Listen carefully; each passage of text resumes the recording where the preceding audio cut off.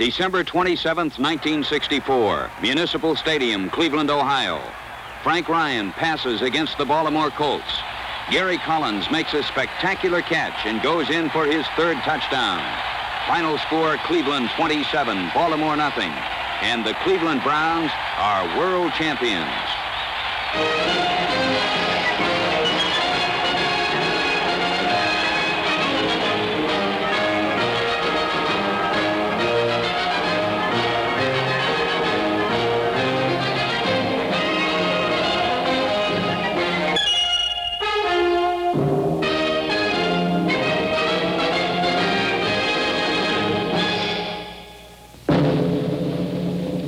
Launch pad for the 1964 Cleveland season is Washington's D.C. Stadium.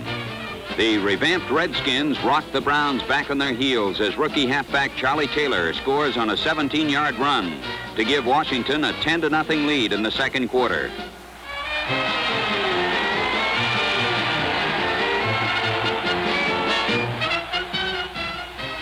The Browns will have to come from behind, and they begin right here.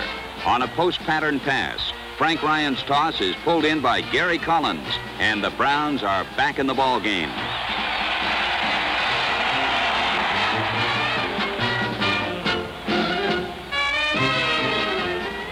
After forcing the Skins to punt, the Browns begin another march.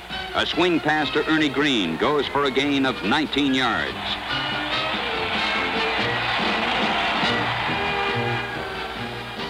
From close range, Jimmy Brown pulls across. Cleveland rallies to take a 13-10 lead at halftime.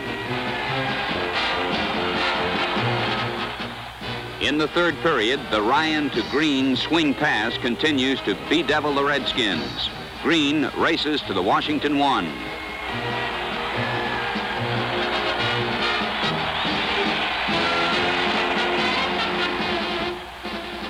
Battering Jim Brown provides the touchdown punch. It's 20-10, Cleveland leading.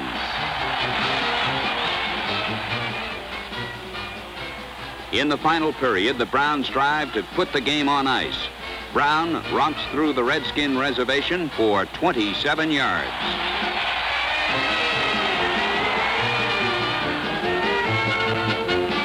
Ernie Green deposits the ball in the end zone. Final score, Cleveland 27, Washington 13, and the Browns are off on the winning foot. Cleveland's home opener against St. Louis attracts a crowd of 77,000 as the two preseason Eastern favorites hook up in one of the wildest games of the year. After intercepting a pass, the Cards score on their first scrimmage play. John David Crow takes Charlie Johnson's pass for a touchdown. Jim Bakken kicks off for the Big Red. Walter the Flea Roberts, a scale-sized rookie from San Jose State, races back 60 yards as Cleveland retaliates with rapidity. Roberts returning the kick. Roberts' return sets up the first of 4 Lou Groza field goals, and the Browns are on the scoreboard. Groza's kick is good. In the second quarter, Ryan seeks out another Cleveland rookie. He's Paul Warfield, and the former Ohio State star tumbles in for his first touchdown as a pro to put the Browns on top 16-13. Coach Blanton Collier knows he has a live one in Warfield. Later, trailing 23-16 in the third period, the Browns are intent on the action. They like what they see here. Big Bill Glass creams Charlie Johnson, and Dick Mogilewski recovers his fumble. Frank Ryan gets the word from his topside advisors and sets out to put it to work. Following instructions to the T, Ryan whistles a pass to Collins, and before you can say touchdown, the game is tied. On the first play of the last period, the tie is shattered. Johnson spots Randall open, and this fine 50-yard maneuver gives St. Louis the upper hand. Cleveland storms back with Frank Ryan leading the attack. the motion is slowed, but there's nothing slow about Ryan's motion.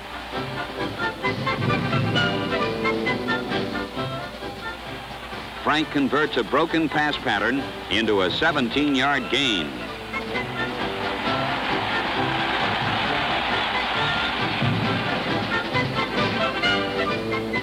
Lou Groza's fourth field goal makes him the first player in NFL history to score 1,000 points, and it narrows the St. Louis lead. With 88 seconds to play, fourth down, 19 yards to go, Ryan comes through with his most important completion of the year. Gary Collins grabs it, and it's goal to go.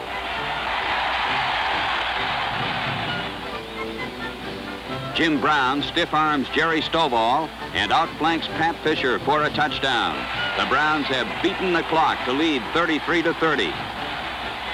Municipal Stadium rings with approval.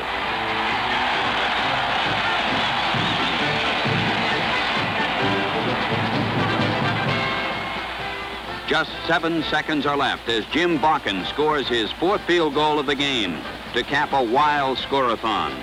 The Browns' feelings are best illustrated by Lou Groza, but the tie is better than a loss. Franklin Field in Philadelphia bulges as a standing room crowd of 61,000 flock to see if the Eagles can derail the Cleveland Pennant Express. Quarterback Frank Ryan, enjoying the confidence of the Cleveland coaches, is off to the finest start of his 7-year career.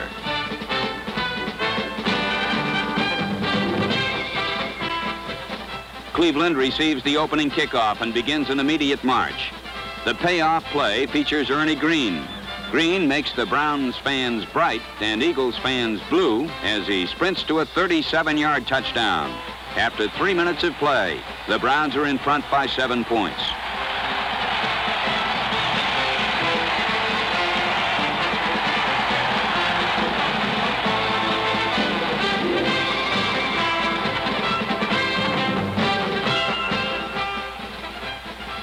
Ollie Matson is the featured performer in a Philadelphia rally. The veteran NFL back breaks free on one of his famous runs to spark the Eagles to a 13-7 halftime advantage.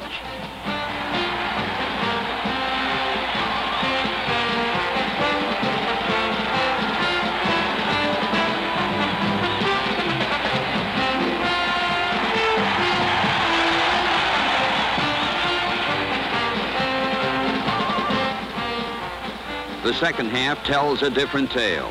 Ryan instigates a point parade with a scoring pass to Warfield. For the third successive week, the Browns have had to come from behind, and they've done it. A few minutes later, Ryan comes right back with a 40-yard beauty to Jim Brown for a touchdown and a 21-13 lead.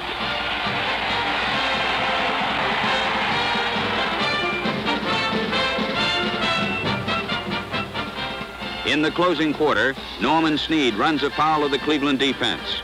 Ross Buechner filches the pass and puts on a fancy display of footwork. Ross runs by the injured Bob Brown, gets a great block from Jim Houston, and goes 64 yards to the Philadelphia 18. Ryan's third touchdown pass, this one to Gary Collins, wraps up the victory, and the Browns remain tied with St. Louis for the Eastern Conference lead. The unbeaten Browns return home to meet the Dallas Cowboys.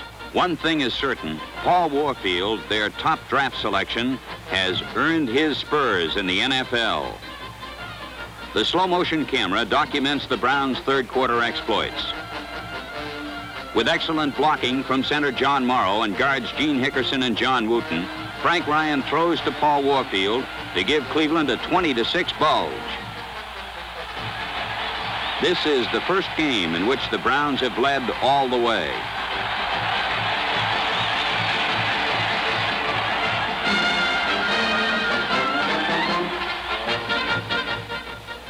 In the final quarter, we see Frank Ryan throwing his 9th touchdown pass of the season. Gary Collins shatters a Cleveland record by catching a touchdown pass in his 6th consecutive game to pace the Browns to a convincing 27-6 conquest.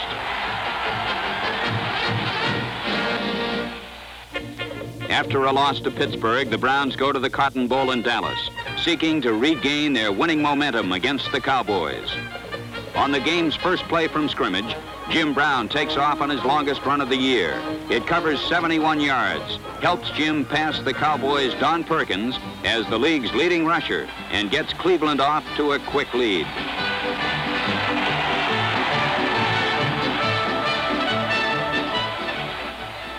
It's 13-6 Cleveland in the third quarter as Gary Collins punts for the Browns. Rookie Mel Renfro, the Dallas defensive dandy, returns 51 yards before Collins, the last man, stops him. Renfro's runback sets up a field goal as Dallas closes the gap. The Cowboys saddle up again with Don Meredith pacing the attack. Frank Clark takes the pass, and Dallas takes the lead, 16-13.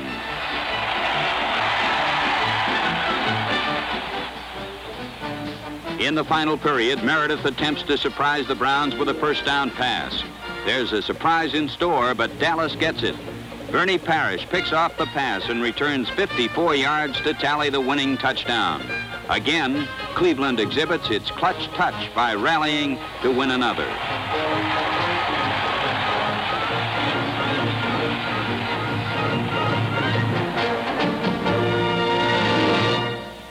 "81,050 fans welcome the Browns home and swell the attendance mark close to 400,000 for 5 home dates as the Eastern co-leaders meet the New York Giants. The Brown-Giants series stands at 14 victories each with 2 ties. The Giants lead in the second period when Don Chandler punts. Leroy Kelly, rookie halfback for Morgan State, jars the Giants with a rapid run back for a 68-yard touchdown. The resilient Browns have bounced back again to assume a narrow edge.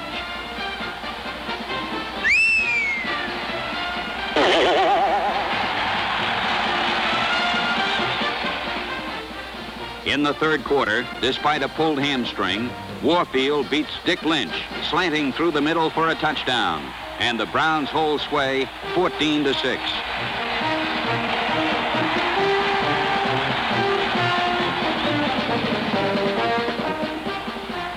At the shaded end of the stadium, the old bald eagle, Yelberton Abraham Tittle, cranks up his aging bones for a New York touchdown. The Browns lead 14-13. In the final period, the Giants suddenly find nothing but trouble. It begins when Bill Glass trips up Dick James, causing a fumble. Paul Wiggin recovers it in the end zone for a Cleveland TD and a 21-13 spread.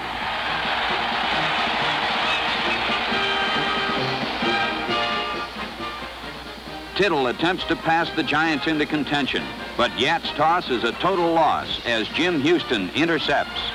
Houston gets his 240-pound frame under a head of steam and storms to the New York 30.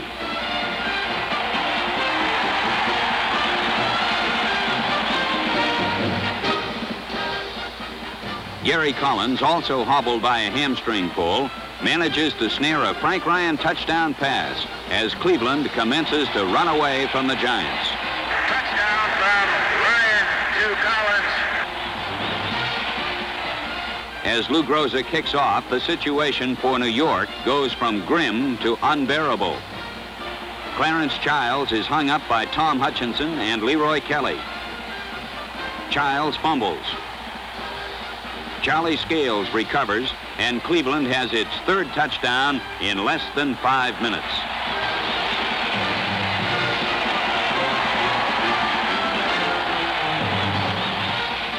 Jim Nanowski adds icing to the cake with a scoring shot to Johnny Brewer. The Browns whip their traditional rivals 42-20 to take over the Eastern leadership.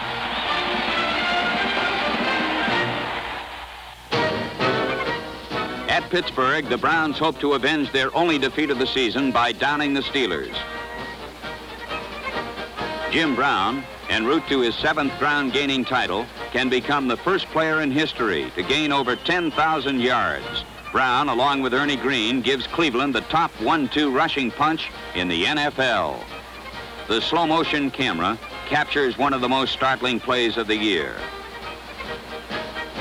Frank Ryan goes to Paul Warfield with a long bomb. The bomb is a dud, but the explosion speaks for itself.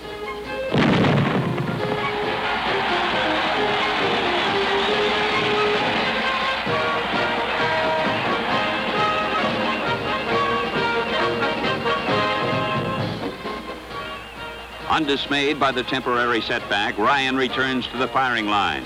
He hits rookie Clifton the Stick McNeil for a touchdown, and the Browns are rolling to another win.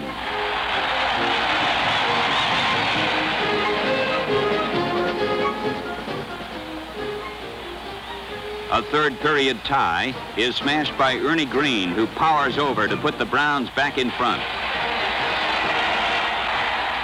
In the fourth quarter, Cleveland's 1-2 rushing punch steps to the fore.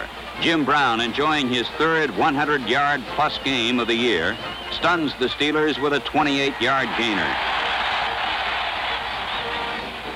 Ernie Green continues the double-time tempo by tearing off a 14-yard touchdown to pace the Browns to a 30-17 triumph. Enjoying a two-game Eastern Conference lead, the Browns return home to tackle the Redskins. The Skins have won 2 in a row, the Browns 3 in a row, and somebody's streak figures to stop. It's 3-0 Washington in the second period, but the lead is short-lived. Ernie Green, behind precision blocking, sweeps to a 21-yard touchdown as the rebounding Browns take the advantage.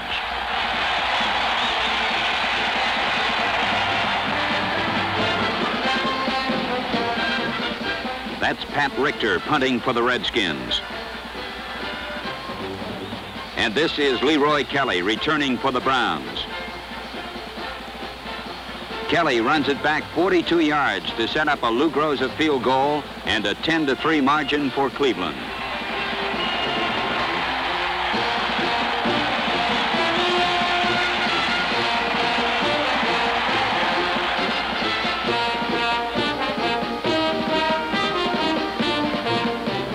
In the third quarter, our end zone camera records the exciting action as Sonny Jurgensen passes for the Skins.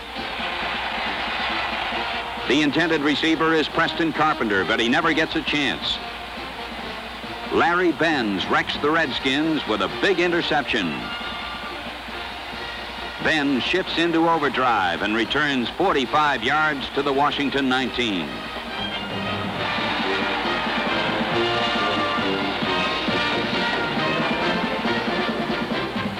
In slow motion, you're watching Jimmy Brown throw his only pass of the year. Off a play pass action, Brown arches the ball to Gary Collins for a touchdown.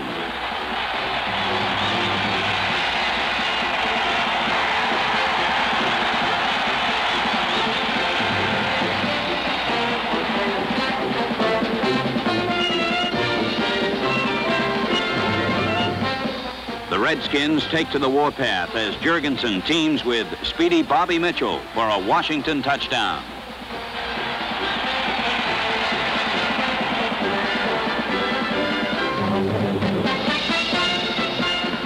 Frank Ryan replies with Cleveland's longest scoring pass of the season. It sails 62 yards to Warfield as the Browns down Washington 34-24. On Sunday, November 15th, the largest crowd of the NFL season, 83,064 people file into Municipal Stadium for Cleveland's key interconference game with the Detroit Lions. This is Cleveland's fourth crowd of more than 80,000 for 1964. The Browns have never defeated the Lions in regular season play, and this game looms as a large one. Linebacker Vince Costello is keyed for a peak performance, as is Cleveland captain Galen Fiss. From the opening kickoff, the Browns surge to a touchdown, with Jimmy Brown crashing over from the 7 to give Cleveland a fast advantage.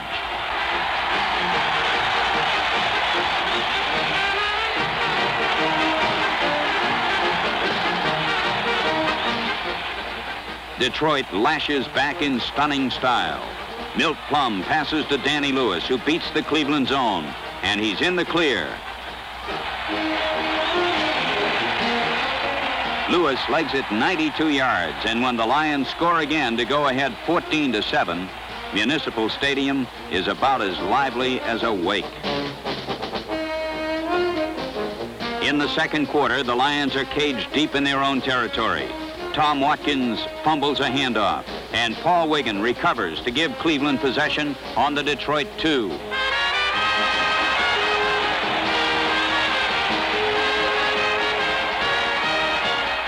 Jim Brown lays the Lions low as he booms in for a touchdown. But Detroit comes back quickly to score for a halftime lead. In the third period, Cleveland comes on strong. Ryan pegs to Warfield, who beats Dick LeBeau for a touchdown, as the Browns come from behind for the umpteenth time.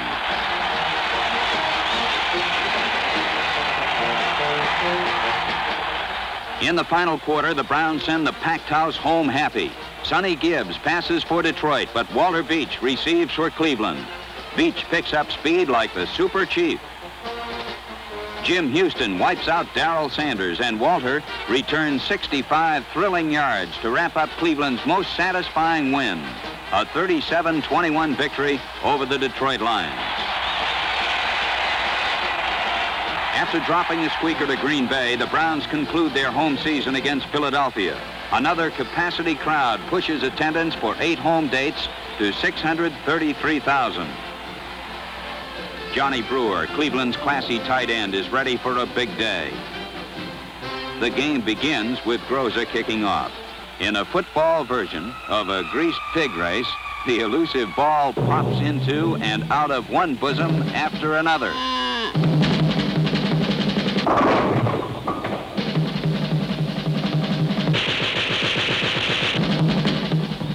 Roger Scholes finally recovers the Cleveland kickoff for a Cleveland touchdown.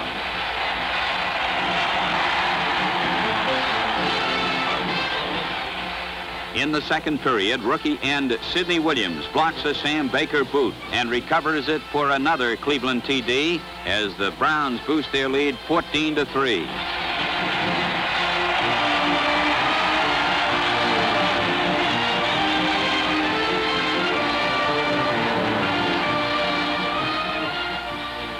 Just 20 seconds later, we find King Hill passing for Philadelphia, but King is dethroned by Jim Houston.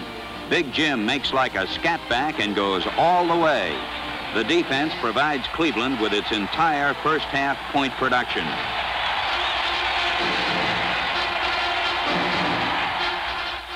The heretofore Silent Eagle offense makes a mild rumble in the third quarter with Tim Brown scoring on a 20-yard run.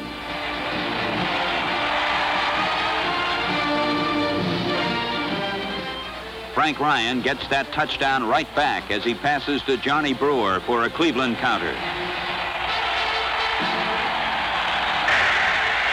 Ryan passing complete to Brewer. The Browns sweep the season series with Philadelphia as Ryan teams with Brewer again for a fourth quarter touchdown to cap a 38-24 Cleveland victory.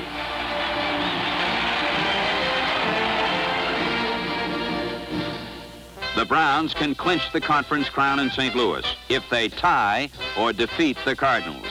The Cards must win to retain even the remotest title hopes. 7-year defensive veteran Bill Glass hopes the Browns can win it here. In the opening period, things appear to favor the visitors. Charlie Johnson's pass is intercepted by Parrish. Bernie shuffles through the Cards, and Cleveland owns the ball at the St. Louis 32. A field goal from the 22 by Groza gives the Browns a 3-0 lead.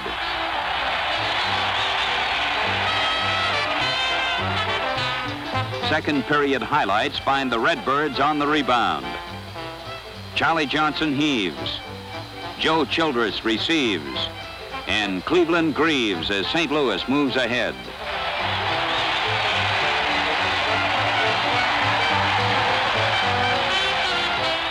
Johnson returns to haunt the Browns. Bobby Joe Conrad tucks in his touchdown toss, and at the half, the Browns are down 21-6.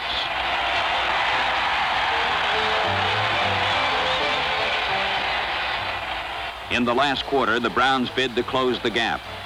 Ryan hits Warfield for a first down on the St. Louis 35.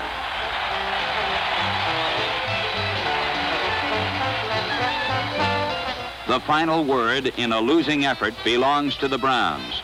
Frank Ryan gives the slip to the Cards and fires goalward. Ernie Green makes a remarkable catch, but the day belongs to the Cardinals, who keep their title hopes alive by upsetting the Browns 28-19. After 13 weeks of fierce football, the final game will decide the Eastern Conference Championship. The Browns must beat the Giants. Defeat could spell disaster. Y.A. Tittle, playing the final game of a brilliant career, puts the Giants on top 7-3 with a touchdown pass to Dick James.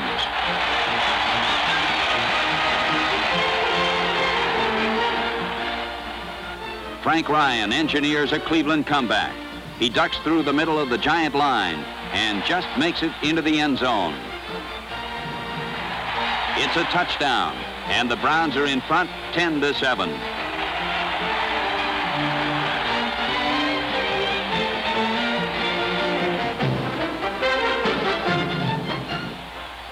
Ryan converts an interception into a touchdown with his favored post-pattern pass to Collins for a 10-point bulge.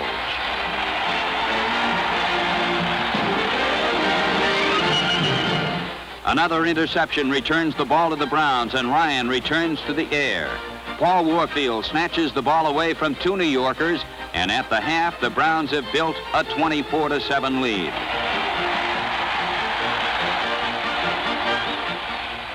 Cleveland receives the second half kickoff and hits the touchdown trail.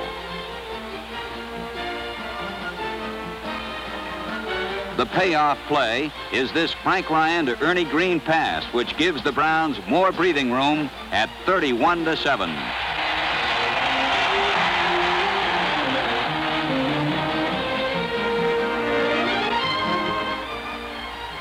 With 1,446 yards gained for the season, Jim Brown wins his 7th ground-gaining crown and starts still another Cleveland drive.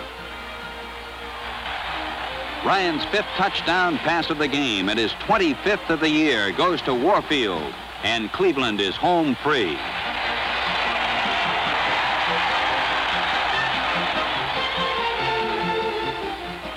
Jim Nanowski and Walter Roberts conclude Cleveland's largest point production since 1954, as the Browns inundate New York with 52 points to win their first conference championship since 1957. The 32nd National Football League championship game pits the Cleveland Browns against the Baltimore Colts. As Municipal Stadium is made ready for the historic battle, let's examine some facts. The Colts are the 3rd highest scoring team in league history.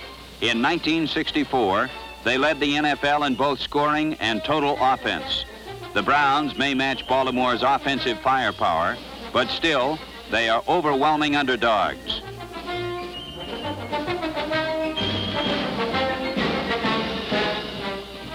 $79,544 fans are not convinced.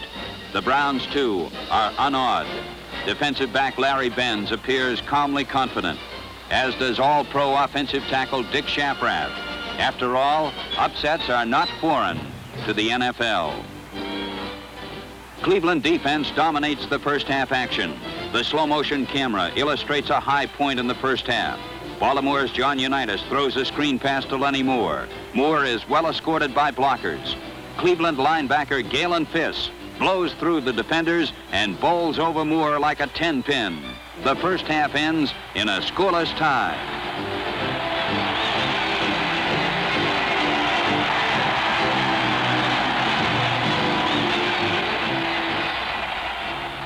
In the third period, Cleveland gets moving. Frank Ryan's screen pass is taken by Jim Brown to the Baltimore 37, and the Browns are within field goal range. Brown to the Lou Groza, assisted by a 25-mile-an-hour wind, kicks a 43-yard field goal to give the underdog Browns a 3-point edge. This is Groza's 8th title game, which ties a record, and his 7th field goal sets another record. Groza's kick is good. After forcing Baltimore to punt, the Browns attack from their double wing formation. With superb blocking by Monty Clark and Gene Hickerson, Jim Brown bolts through the Colts for a gain of 46 yards. Brown, the ball carrier. On the following play, Ryan goes to the post pattern pass, which worked all season long. It works again, with Gary Collins making a touchdown reception to put the Browns on top by 10. Touchdown from Ryan to Collins.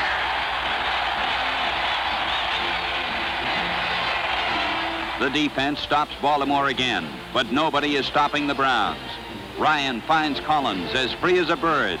He wings him with another touchdown, and the Browns own a startling 17-point advantage.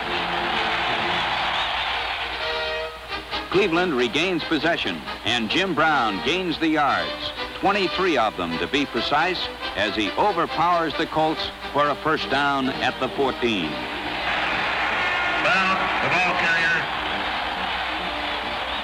The quarter ends, but the Cleveland momentum does not. It carries into the final period with Ryan zipping a pass to Warfield on the Baltimore 1.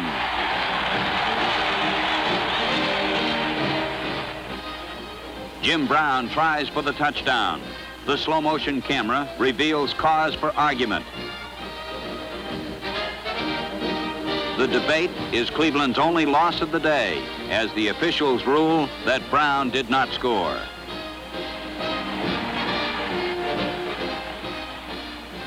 With a field goal, Lou Groza scores his 49th point in championship play, a league record.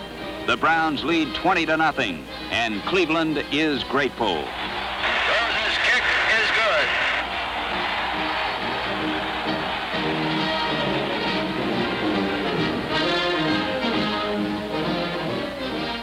good. More defensive heroics. John Unitas, in the most frustrating performance of his career, is pinned to the turf by young Jim Kanicki, who came of age in his first exposure to championship play.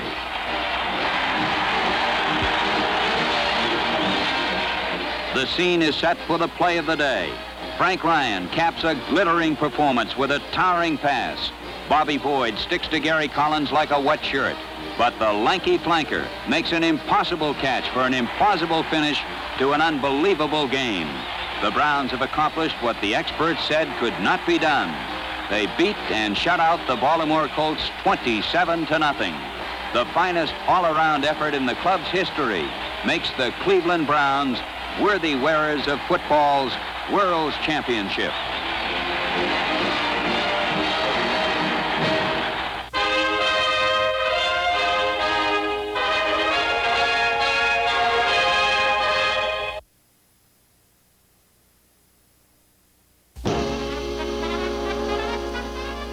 Green Bay, Wisconsin.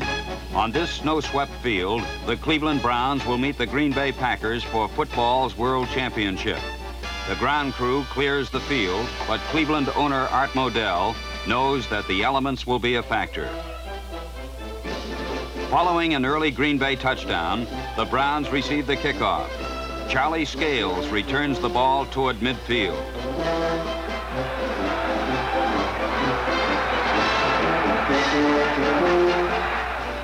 On Cleveland's opening play, Frank Ryan sends Jim Brown downfield as a receiver. Brown makes a fine catch for a 30-yard gain. The Browns are on the Green Bay 17. Operating behind a solid wall of blockers, Frank Ryan sets up to throw. Flanker Gary Collins fakes to the inside, then breaks for the sideline. Ryan hits him with a perfect pass, and the Browns have scored. The point after touchdown fails, however, and Cleveland trails by 1. The Browns regain possession. Ryan throws to Paul Warfield on a hitch pattern. and Paul is dragged down at the Packer 25. Finding his receivers covered, Ryan sets out around end. The slippery turf proves his undoing, and the Brown drive stalls. But Lou Groza kicks a 24-yard field goal, and Cleveland leads 9-7. In the second period, Gary Collins demonstrates why he is considered one of the finest punters in the NFL. His coffin corner kick goes out on the Packer 4. Deep in his own territory, Bart Starr gambles with a pass. The gamble ends in disaster for Green Bay when Walter Beach intercepts. Jim Brown collects Ryan's toss and rolls for a 14-yard gain.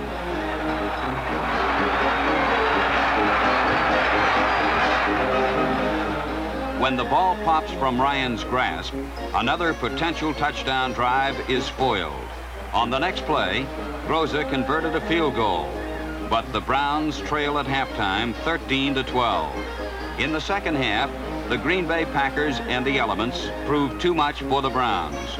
Paul Hornung slogs through the mud for a score, and the Packers go on to win football's World Championship 23-12. But these are the faces of determination. The determination that enabled the Cleveland Browns in 1965 to post the finest regular season one-loss record in the NFL. Since the Browns joined the NFL in 1950, they have won more games than any other team. The men you see have upheld this legacy of victory and fulfilled the tradition of the Cleveland Browns, a winning tradition.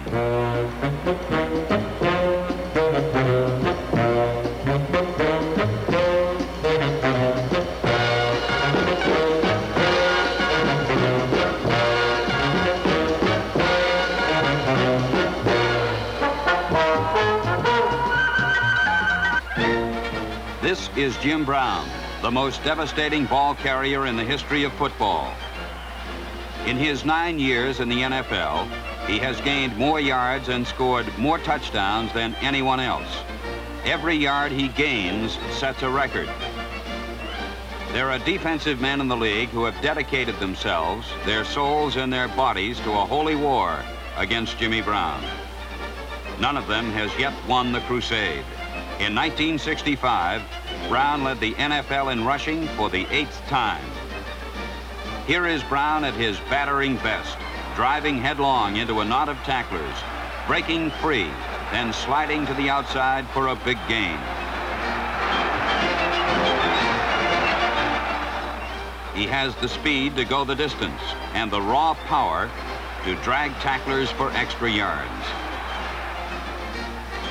This close-up view provides graphic evidence of Brown's power as he peels off one pursuer, then drags others with him en route to a 15-yard gain.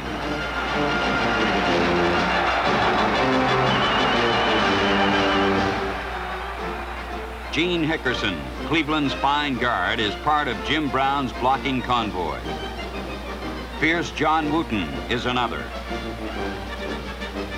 Hickerson and Wooten demonstrate their value to the Cleveland ground game. Wooten eliminates a would-be tackler. Hickerson escorts Brown through the secondary, and a 24-yard gain is the result.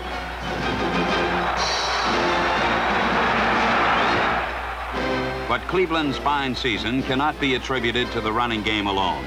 The passing attack played a vital chapter in the Browns' success story.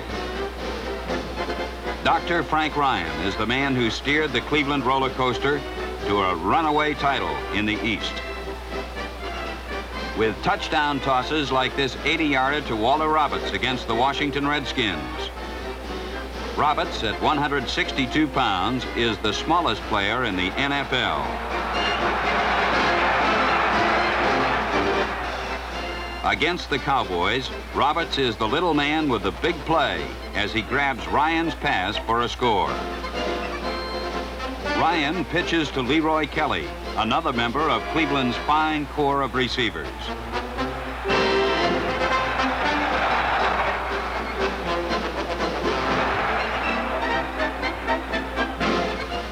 But when it comes to pass catching, here's the man they can't forget. Number 86, Gary Collins. the man with the magnetized hands who led the Browns in pass receiving in 1965. Gary puts the grab on this Frank Ryan toss and races in for a score against the Washington Redskins. Collins flashes his All-Pro credentials to the Minnesota Vikings. This reception was good for 67 yards, Gary's longest of the year. An integral part of the Cleveland offensive machinery, Collins can be counted on to go all out on every play, as the New York Giants find out.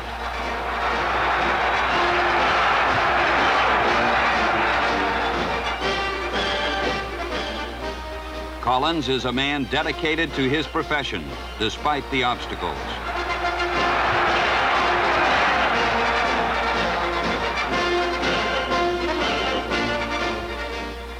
The Philadelphia Eagles learned the hard way that this type of dedication pays off for Mr. Gary Collins. Number 74 is Dick Mogilewski, the driving force behind the Cleveland defense, a defense composed of men who glory in the bruising body contact of their trade. Against the New York Giants, Mo fights away from a double-team block, then leads a beefy stampede to trample the quarterback. Walter Johnson, number 71, has the elusive Fran Tarkenton in his grasp. Mo rolls up to apply the finishing touch. Jim Kanicki joins Mogilewski in this double-barreled assault on a Redskin runner.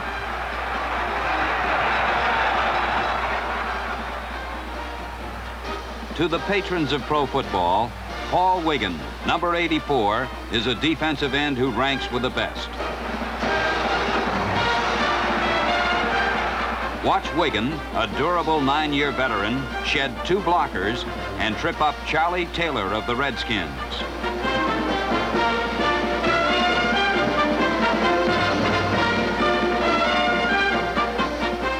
Bill Glass is a man truly dedicated to violence.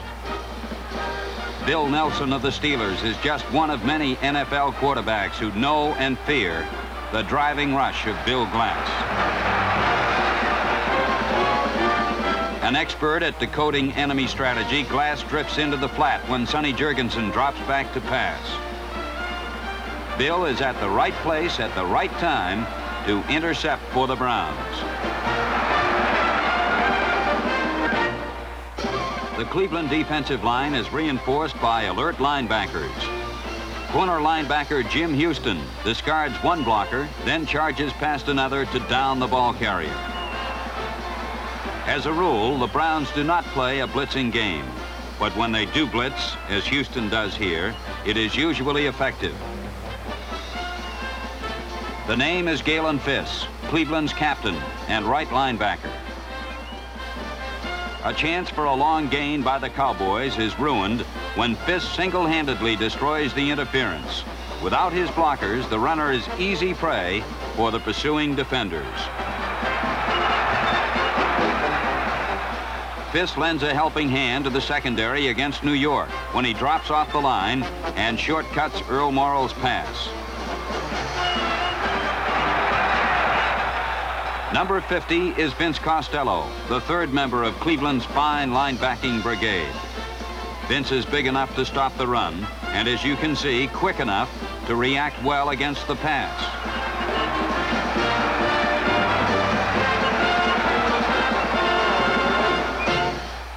You've seen some of the elements that made the Cleveland Browns Eastern Division champions in 1965. The goal of wise football men is a balanced team, one that combines a knockout punch with the strength and cunning to counter an opponent's Sunday swings. This is the kind of team that wins titles, a team like the Cleveland Browns. So let's look at some of the significant games in Cleveland's drive to the Eastern title.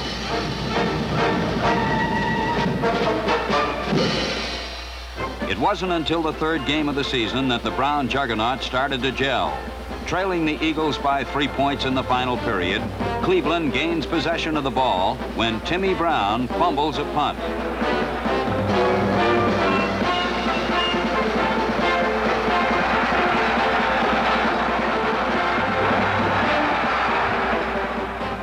Jim Brown soars into the end zone, and Cleveland gains the lead 21-17.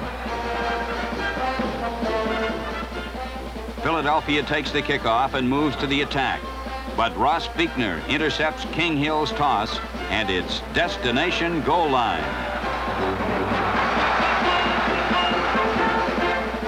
Hill goes to the air again. It's the right place, but the wrong man. Larry Benz intercepts, and the Browns go on to score their third touchdown in this final quarter to beat the Eagles 35-17. This early season comeback victory gave the Browns a momentum they never lost. A pelting rainstorm puts a damper on Cleveland's only night game of the season. The weather doesn't bother the Pittsburgh Steelers, though. Rookie Roy Jefferson takes a punt and winds through the Browns for 67 yards.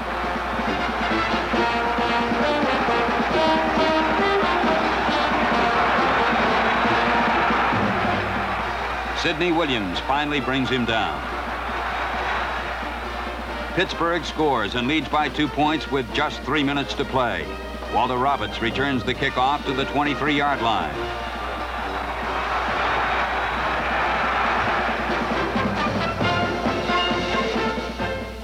Because of the shortage of time, Ryan knows he must throw, and he does, to Leroy Kelly, who gallops down the sideline for 22 yards. Ryan fades to pass again. His receivers are covered, and he's forced to run. He gains 6 yards, and the Browns cross midfield. Time is of the essence as Ryan tosses to Kelly. The nimble halfback picks his way to the Steeler 18-yard line, then steps out of bounds to stop the clock. 44 seconds remain as Ryan steps back to throw. Collins is open over the middle. It's a touchdown for Gary and a thrilling come-from-behind victory for the Cleveland Browns.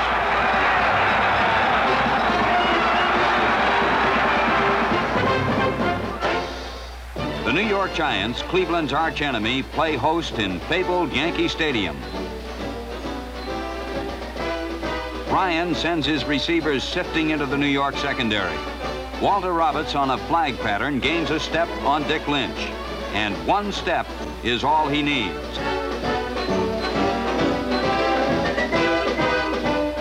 It's Browns 10, Giants 7.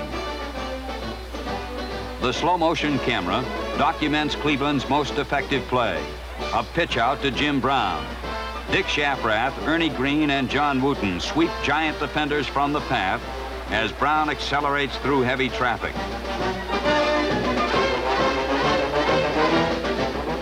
A last-ditch effort by Henry Carr prevents Brown from going all the way.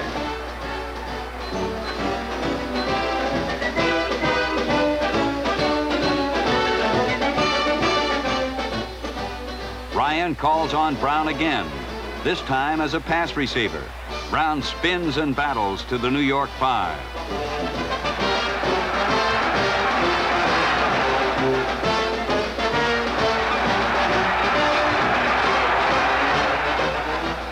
Watch number 27, Walt Roberts, on the upper left corner of the screen. Having beaten Lynch once on a flag pattern, Roberts tries it again.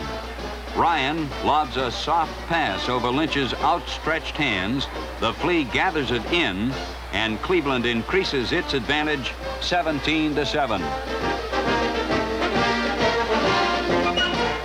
What begins as an end sweep ends in a pass. Brown is on target to Gary Collins, who carries Jim Patton into the end zone. Green caps a fourth-quarter drive as the Browns take an undisputed first-place lead in the East. Cleveland Stadium will be the battleground as the league-leading Browns meet the explosive Philadelphia Eagles for the second time. Norm Snead hands off to Timmy Brown. The smooth-running halfback finds a hole over his left end and glides 54 yards to a touchdown.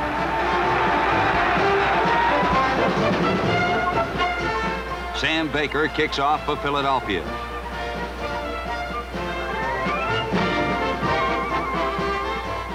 Walter Roberts takes the ball on his 2-yard line. Threads his way through the first wave of tacklers. Then turns on the afterburner and speeds 88 yards to the Eagle 10.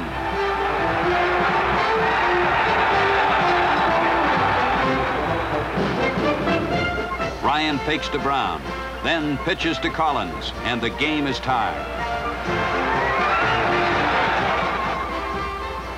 Snead forwards a pass intended for Timmy Brown, but rookie Dale Lindsay comes up with a timely interception.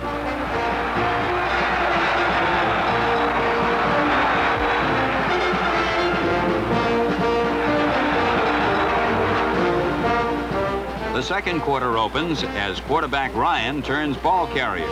The good doctor picks up 16 yards, and Cleveland has a first down. Ryan sends Brown over the middle. The pass is good.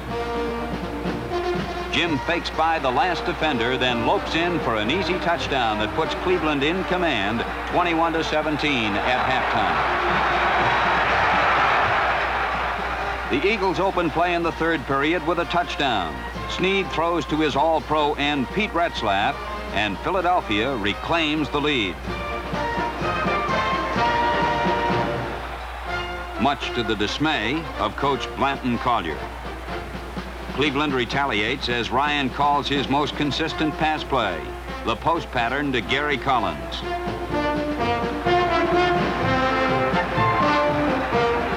Now it's Cleveland's most consistent running play. An end sweep by Jim Brown, who steps off good yardage. Brown dives over from the 1, and Cleveland takes over the lead, 31-27. In the final period, Cleveland is forced to punt from its own 15-yard line. George Tarasovic barely misses the ball, but roughs kicker Gary Collins. The penalty gives the Browns a first down, and they maintain possession.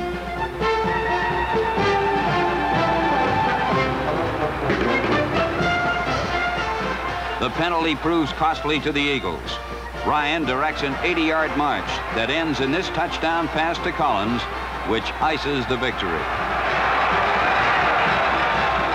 One of the 6 capacity crowds of 1965 pours into Cleveland Stadium to witness the second Browns-Giants tilt. More than 640,000 fans attended Cleveland's 7 home games and the doubleheader. A fired-up Cleveland team takes the offensive in the first period. Ernie Green grabs Ryan's toss, sheds a tackler, then tightropes down the chalk line for a touchdown.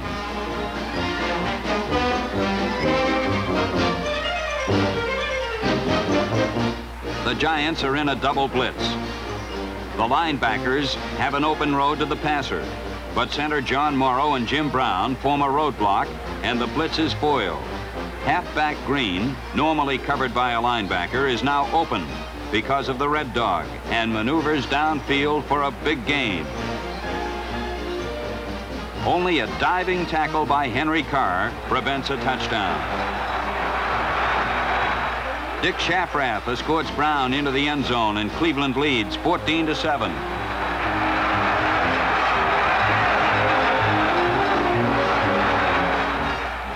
Ernie Green had his finest day of the season in this game against New York.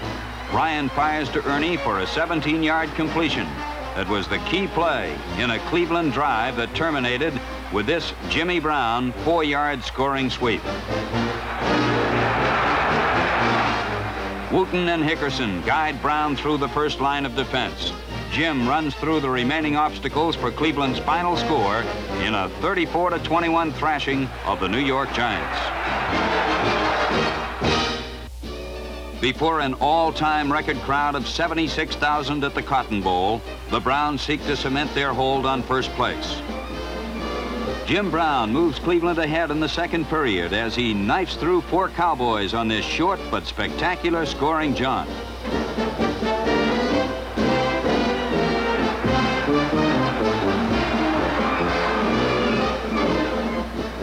Minutes later, Colin Ridgway kicks to the leading punt returner in the NFL, Leroy Kelly. Kelly demonstrates how he achieved his #1 ranking as he gallops through the Cowboys on a 67-yard scoring sprint. Leroy averaged 15.6 yards a return in 1965.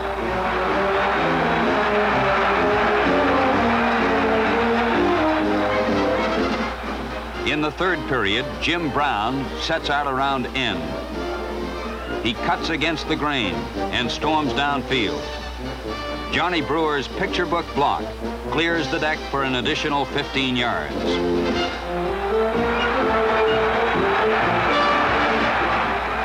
In scoring position, Ryan employs his post pattern pass to Collins for a touchdown.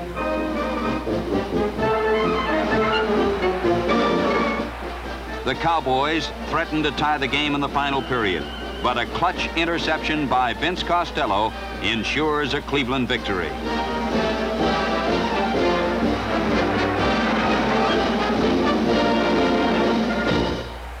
Coach Blanton Collier knows that a win today against the Pittsburgh Steelers means the Eastern title for the Browns.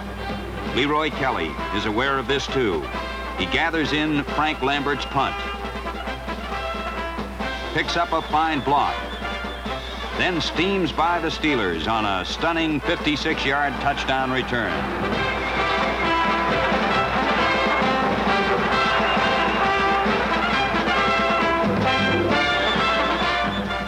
Football's finest fullback shows the almost incredible speed which animates his 230 pounds.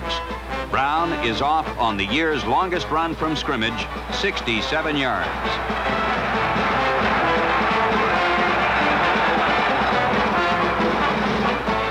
Jim pops through a narrow hole to score for the Browns, who now lead by 2 touchdowns. A Pittsburgh offensive is crushed when Dick Mogilewski smears Bill Nelson for a big loss. The Browns regain possession, and the slow-motion camera details the precise teamwork of the Ryan to Collins post pattern.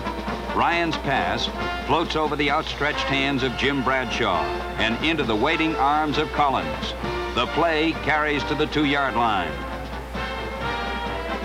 From there, Jim Brown crashes in for the touchdown. Later in the third period, Brown gets the call again. A phalanx of blockers pave the way, and Jim glides in for another score.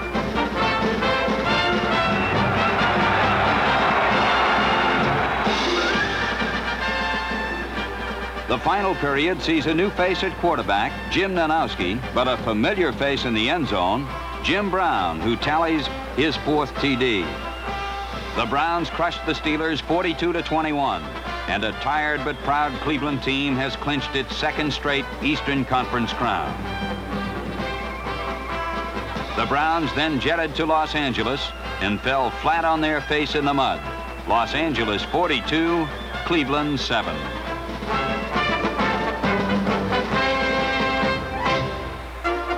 Seeking to avenge an early season loss to the Cardinals, the Browns are geared for an all-out effort in the season's finale. Cleveland opens play in the first period as Ryan pitches out to Brown. Jim leaves a scattered trail of Cardinals as he winds out a 33-yard gain.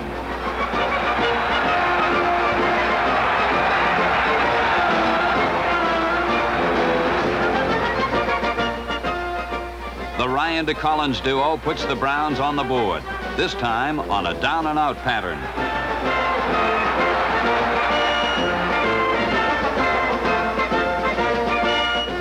In second period action, a Buddy Humphrey pass ricochets off Bobby Joe Conrad.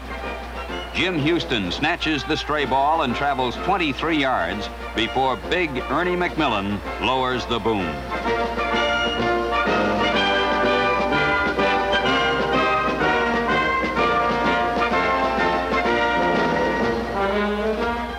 A flat pass to tight end Johnny Brewer is worth 8 yards and a first down.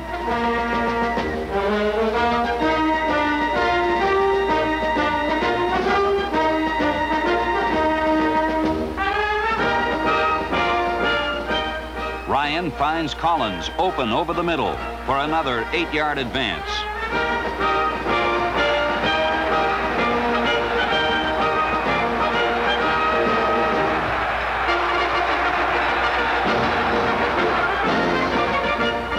Jim Brown handles the scoring chores, and Cleveland has a comfortable 14-point edge. The Browns are threatening again, but Ryan's pass intended for Brewer is picked off by Larry Wilson. The shifty Cardinal safety outraces one Brown, then sidesteps Ryan's desperate lunge. It's 95 yards and a touchdown, the longest interception return in 1965. The resurgent Cards score again, and the game is tied. Then Terry Knopfsinger flips this pass to Bill Triplett for still another St. Louis tally, and the Cards take the lead 24-17 in the final period. But the Browns are best when the pressure is great and the time is short. Ryan to Brewer for a first down. Lou Groza, in his 19th year with the Cleveland Browns, contributes a 45-yard field goal to slice the Cardinal lead to 4 points. St. Louis stays on the ground to consume time. The hard-pursuing Cleveland defense throws Bill Triplett for a 6-yard loss and forces the Cardinals to go to the air. Knopfsinger throws for the first down, but Vince Costello diagnoses the play and intercepts. The Browns close the regular season in fitting style as Ryan fires to Tom Hutchinson for the game-winning touchdown. This victory concludes a season of success, a season of thrills and excitement, a season in which the Cleveland Browns maintained their winning tradition.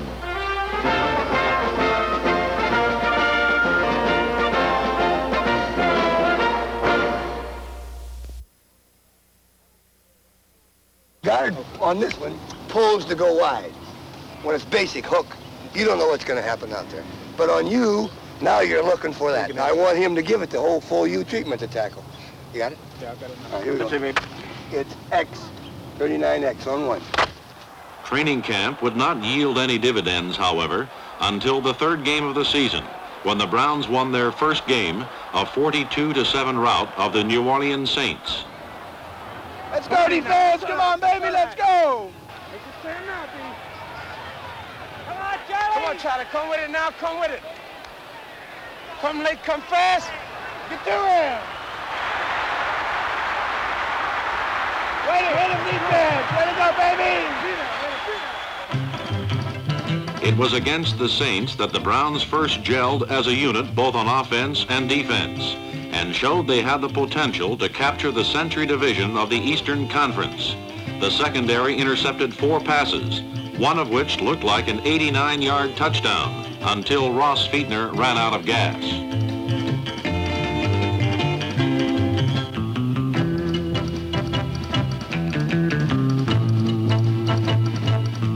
Leroy Kelly and Frank Ryan led an offense which amassed over 400 yards.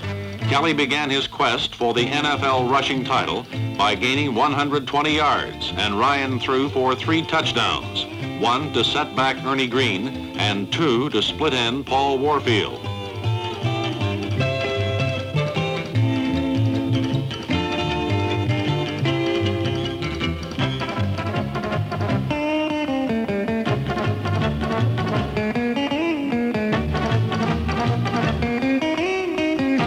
Cleveland's first win of the season was an impressive offensive show, but the offense would not lead the Browns through their next 3 games. It would be the defense.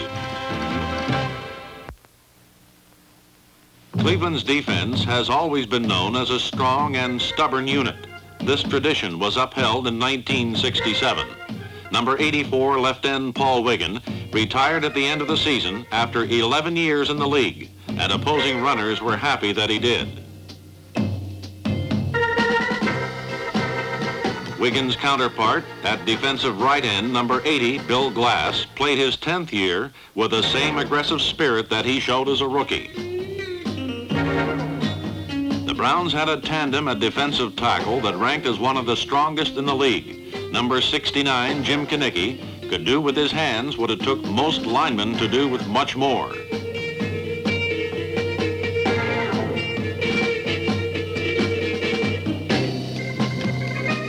At defensive left tackle, Walter Johnson, number 71, had his finest year in 1967. Only in his third season, Johnson, like Kinnicky, had a special style of tackling, and it was punishing.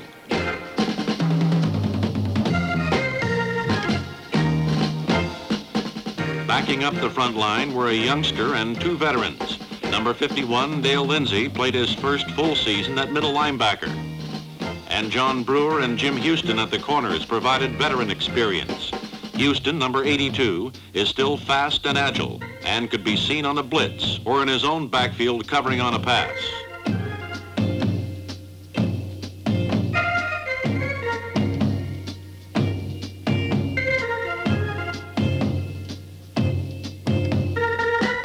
At right linebacker, Brewer, number 83, once again played a key role. This is Erich Barnes. Barnes, number 40, was the cornerstone of the Browns' last line of defense, their secondary.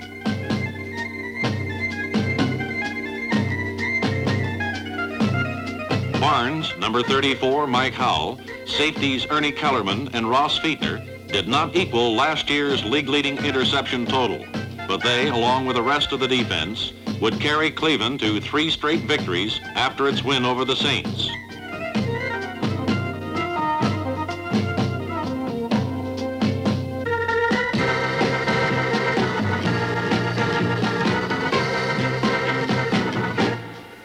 The first of this trio of victories came at home on a Saturday night against the Steelers before 83,000 fans. The Browns defense held a strong Pittsburgh ground attack to 70 yards and intercepted 3 passes.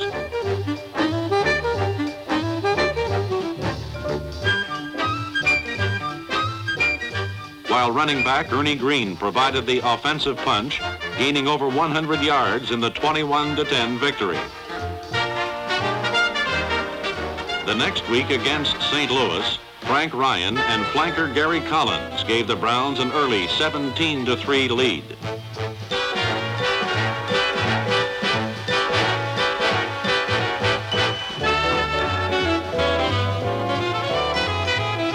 But when the Cards closed to within a point late in the game, it was the defense that protected this victory and set up a field goal by the oldest player in football, 43-year-old Lou Groza, which iced the game 20-16.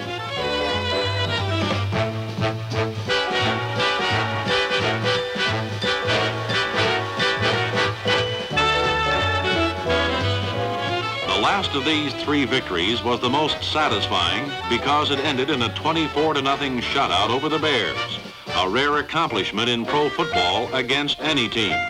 Again, Ryan and Collins provided the offense, but Johnson, Glass, and the rest of the defense were the real heroes, holding the Bears to a total of just over 100 yards and recording the Browns' first regular season shutout since 1960. Cleveland was now tied for the Century Division lead.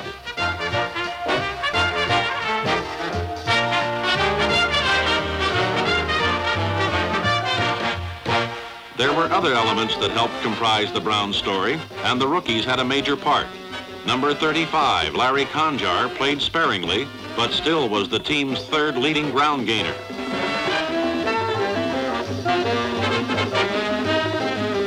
Blanton Collier's youth program was never more successful than in 1967, and 2 of the major reasons were Ben Davis and Carl Ward. Ward, number 27, a 4th-round draft pick, was on the specialty teams and filled in at defensive back.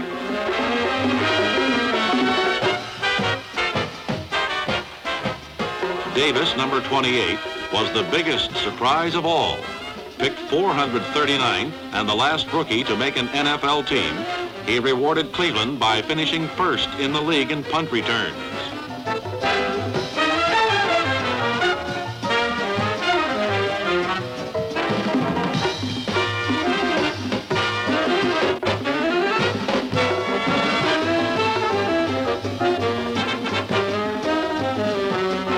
Conjar, Ward, Davis, and other good young ball players give Cleveland more than a promise for future success.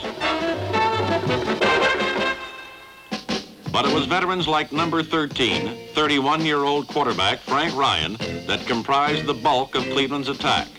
Ryan, battered and bruised for much of the season, nevertheless withstood the severe physical punishment.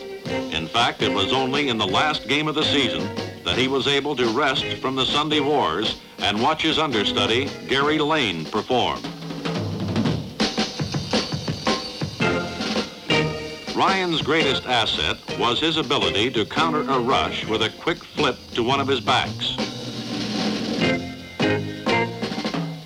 His receivers were also a great asset. Number 42, Paul Warfield, averaged 20 yards per catch and scored 8 touchdowns.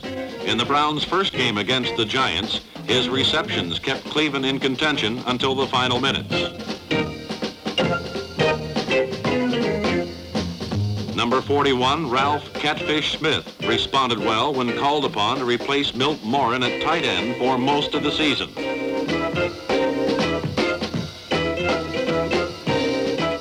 Milt Morin, the Browns' second-year tight end, will be counted on heavily next year.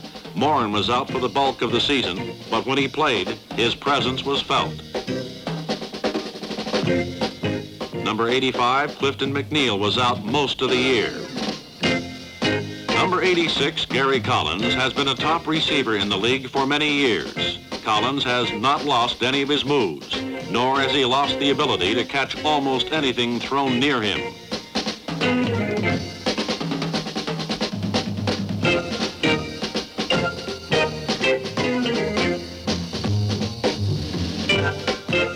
The post pattern has become his trademark, and he still makes it impossible to defend. Collins and the rest of the receivers were another page in the Browns' story.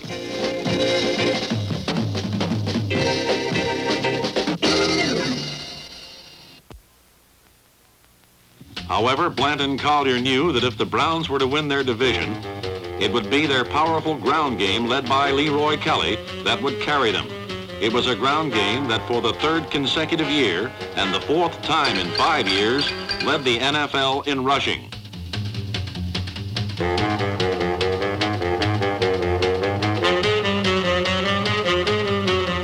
Number 48, Ernie Green, was one half of the reason that the Browns averaged nearly 5 yards every time they ran a play. In addition to gaining over 700 yards rushing, he was the team's leading receiver.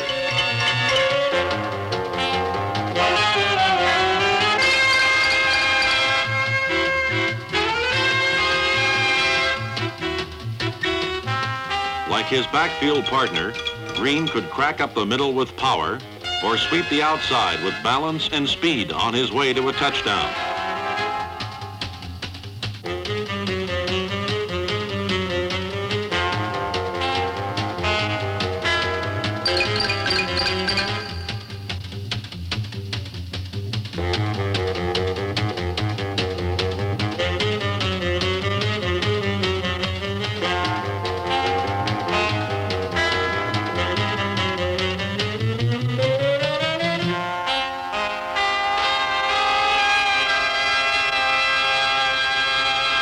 This is All-Pro Leroy Kelly, the premier runner in the National Football League. A sure blocker, number 44 could often be seen opening the way for a long run by Green, or returning a punt, which he did better than anyone in the league in 1966.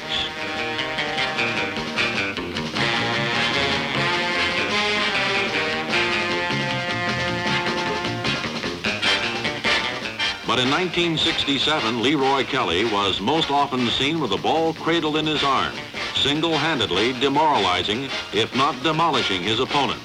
He led the NFL in 3 rushing categories: most yards gained, highest average per rush, and most touchdowns scored.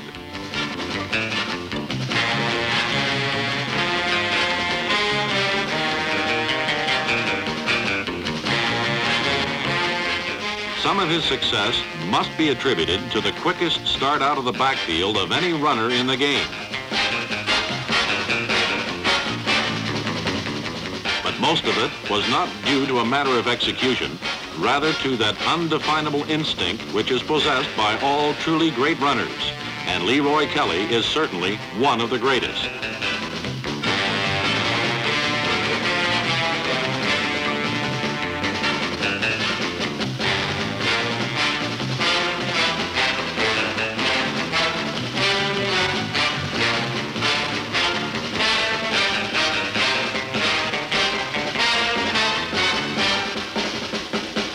Kelly and Green had one of the best offensive lines in front of them.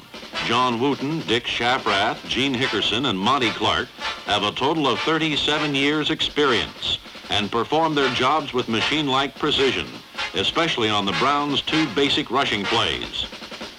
On the first one, Wooten, Hickerson, and center Fred Hoagland seal off the right side, while setback Green leads Kelly through the hole.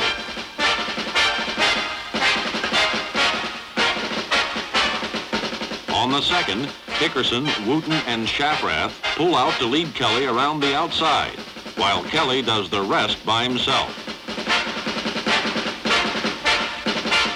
It would be these men that would direct the Browns toward their goal in the second half of the 1967 season.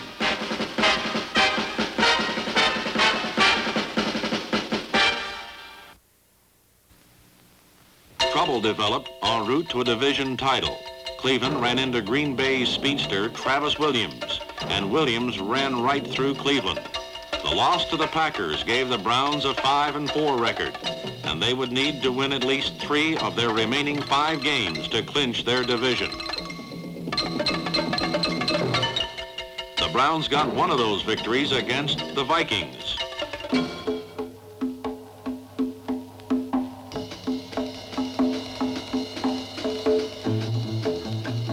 And it was Leroy Kelly who provided the margin of victory with 3 key runs in the last minute of the game.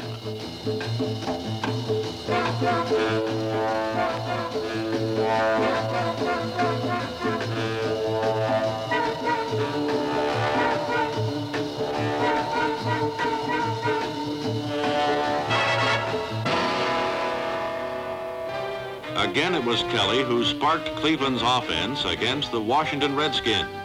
As he did for much of the season, Kelly rushed for over 100 yards, and by this, the 11th week, had all but clinched the NFL rushing title.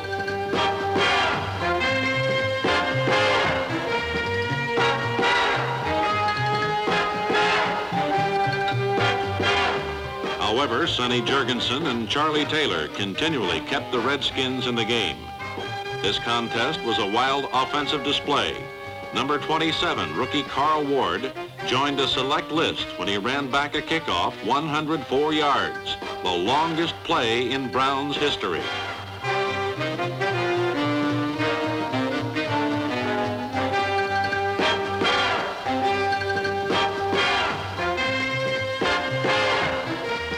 A Frank Ryan to Paul Warfield touchdown ended the first half, with Cleveland ahead by 11 points.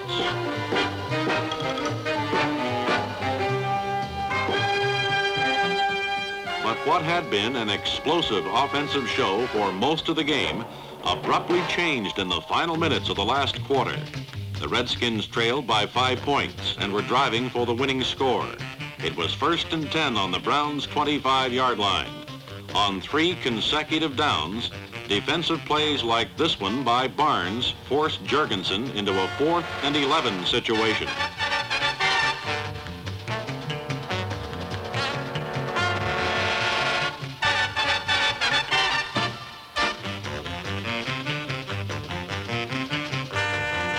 And on what was to be the final play of the game, it was Bill Glass who dragged the Redskin quarterback to the ground to give Cleveland its crucial victory. The Browns next had to beat the Giants, their closest rivals, to stay in first place in their division.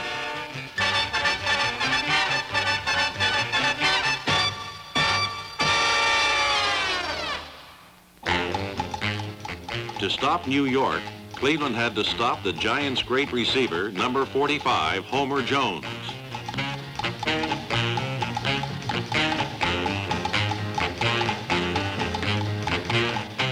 Not only was he stopped from scoring, but due to Erich Barnes' tight coverage, he rarely was thrown to for most of the afternoon.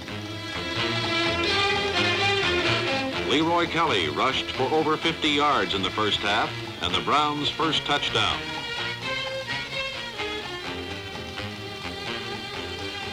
The second score and a 17-0 halftime lead was set up by Frank Ryan's scramble and a touchdown pass to Gary Collins.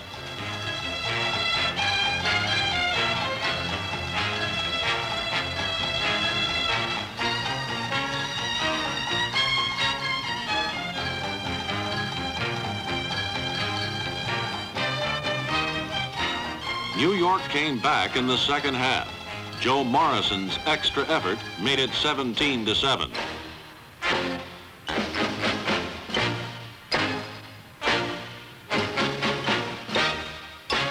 But again, the Browns' defense would rise to the occasion.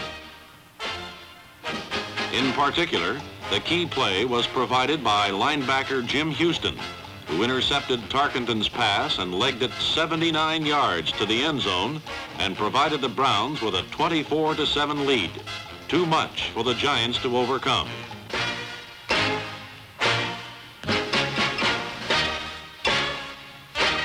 Well over 600,000 fans had seen the Browns at home in 1967, and close to 80,000 had seen them victorious in this, their last home game.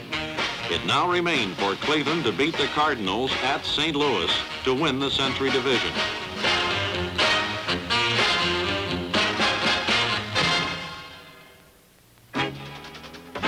Like all fierce rivalries, the Browns and Cardinals have a history of intense bruising battles. And in 1967, their final confrontation was no less than rough, all-out football.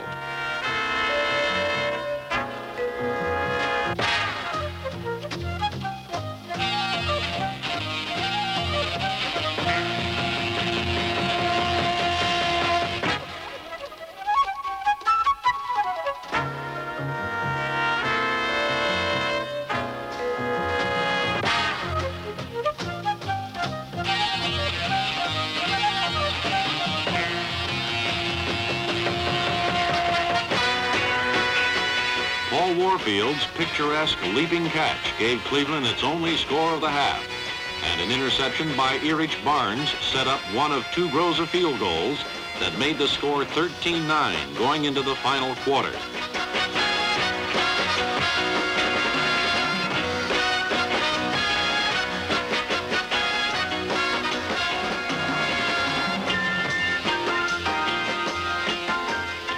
However, for the second straight week, it was linebacker Jim Houston who provided the key play of the game when he intercepted Hart's pass and ran it into the end zone for a 20-9 lead.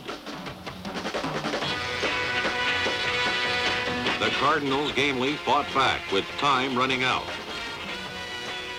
But the Browns' prevent defense stopped Jackie Smith on the last play of the game, 18 yards short of the goal line. Cleveland had won the Century Division.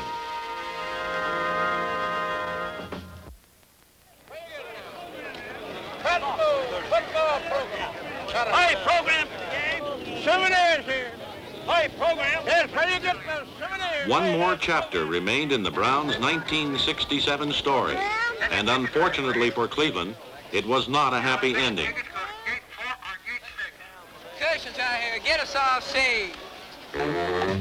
The only thing Browns fans were to enjoy in the Eastern Conference Championship game against Dallas was the halftime entertainment.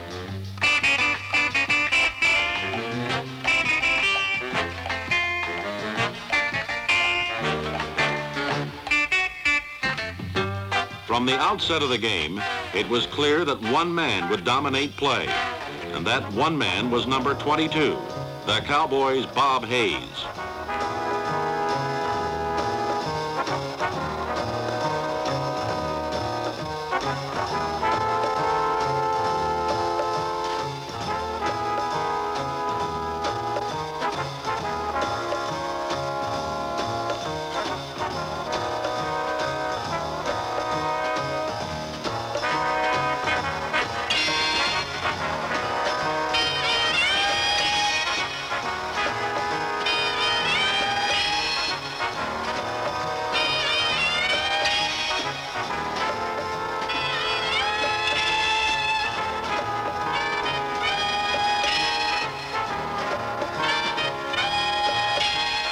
were, however, a few bright moments for Cleveland on an otherwise dismal day. Paul Warfield's 75-yard touchdown catch and run was one of them.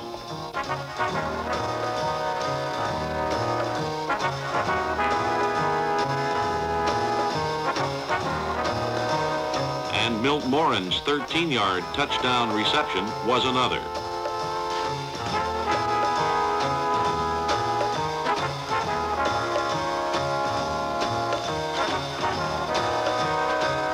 But the final score was certainly not indicative of the Browns' season, and these same two coaches could very easily meet again next year in Cleveland for the Eastern Conference Championship. 1967 was a successful year for Blanton Collier, the coach with one of the best lifetime records in the NFL. His defense finally gelled into a cohesive unit, but once again it was Cleveland's superior ground attack that led the way to a division title and should do so again in 1968.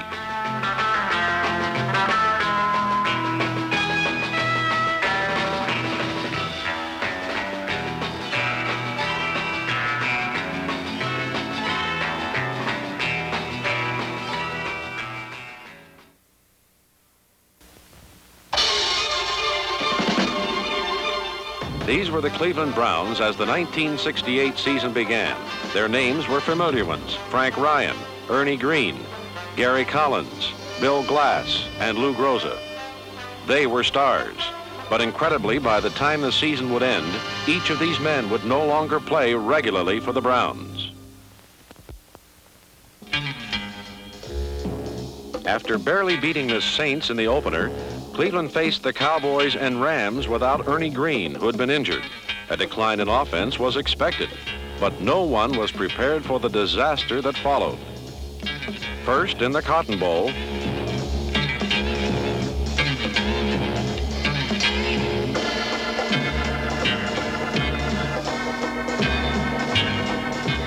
then in Cleveland, where 83,000, with the exception of Coach Collier, sat in silence as the Browns' attack simply disintegrated.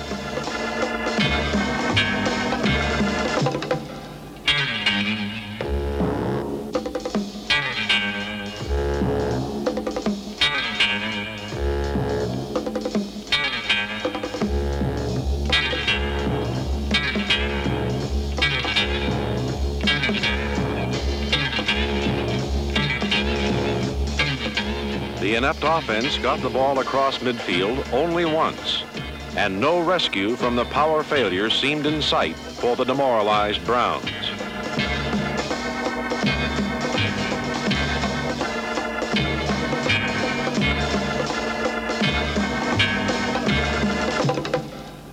Then Blanton Collier made the most dramatic decision of his career. He replaced Frank Ryan, a championship quarterback, with newcomer Bill Nelson, an oft-injured but highly respected passer from Pittsburgh. If teams with experienced quarterbacks win games, those with two seasoned quarterbacks win titles. Nelson's first big test came against the most powerful team in football, the Baltimore Colts. The Colts had John Unitas, Earl Morrall, and the best defense in the game. On this afternoon of October 20th, the Browns faced more than a fine opponent. Critics had labeled them a team that never won the big games. But from the first play of the game, a confident Bill Nelson and an aroused Cleveland team regained its pride and instantly turned an entire season around with a resounding upset of the Colts. Nelson followed the game plan to perfection. It was nothing fancy. Nelson understood what he could do against the expert Baltimore defense. He took what he could and discarded the rest. This meant Leroy Kelly's running and the short passing game.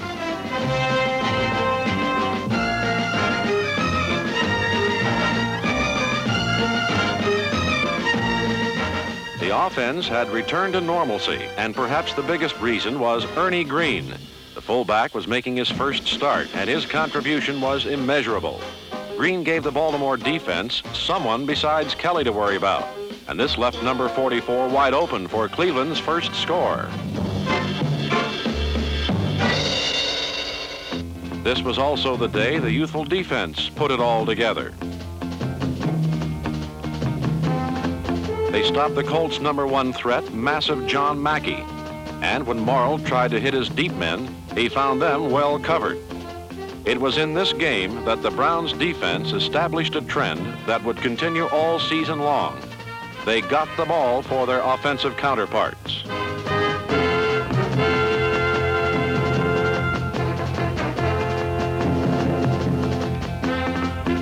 Nelson continued the emphasis on the short pass and took advantage of the breaks to hit Paul Warfield with a sideline shot to give Cleveland a 14-7 halftime lead. Don Shula substituted quarterbacks in an effort to spark the Colts, but on this day, it mattered little who was across the line from a devastating Browns defense. The onslaught continued despite Unitas' presence.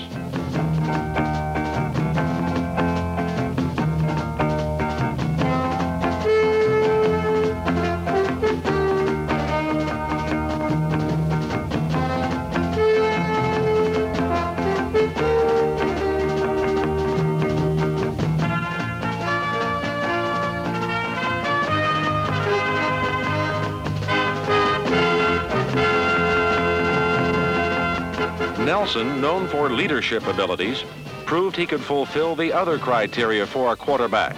He could score. He hit Eppie Barney, Gary Collins' replacement, on a gutsy 4th down call. The Browns, a team that simply got tired of being beaten, were obviously going to win. The rest of their strategy was basic. Give the ball to Kelly. The incomparable halfback carried 30 times for 130 yards as the Browns completed one of the finest triumphs in their history. On a single autumn afternoon, a whole team grew up. An entire season changed. After this victory, the first of 8 straight wins, people were talking about the Browns in a way they haven't for a long, long time.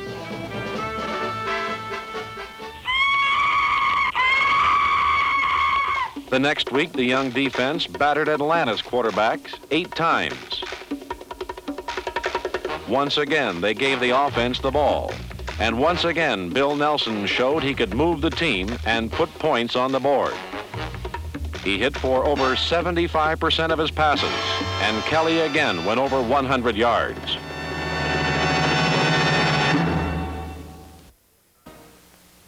Against the rugged 49ers, rookie Don Cockcroft kicked 4 field goals, 1 from 46 yards. And Leroy Kelly had his greatest day as a pro as he propelled his way for 174 yards. The defense continued its hard-hitting display of alertness by recovering 3 fumbles and intercepting 2 passes.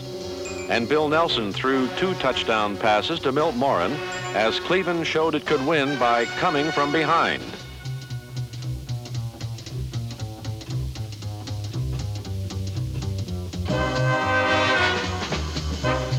The next week against New Orleans, Green's replacement, Charlie Haraway, ran through the Saints for over 80 yards. He had help in the offensive show as an indestructible force named Kelly contributed 127 yards and 3 touchdowns. The 4th straight victory gave the Browns undisputed possession of first place in their division. November 17th, a gray, cloudy day in Pittsburgh was billed as a duel between 2 traded quarterbacks, Nelson and Dick Shiner. But the Browns' defense quickly took care of the Shiner half of the duel. Each of the 4 backs, Barnes, Kellerman, Davis, and Howell, stole a pass, as the Browns plucked 6 interceptions and 1 fumble out of the hands of the Steelers.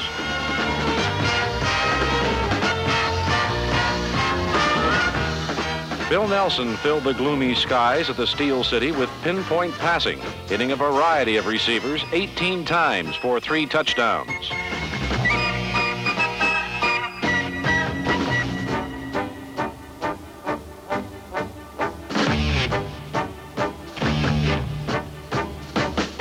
The square-faced quarterback celebrated his homecoming with a rest on the sidelines, while Frank Ryan joined the parade and unleashed touchdown bombs to both Charlie Haraway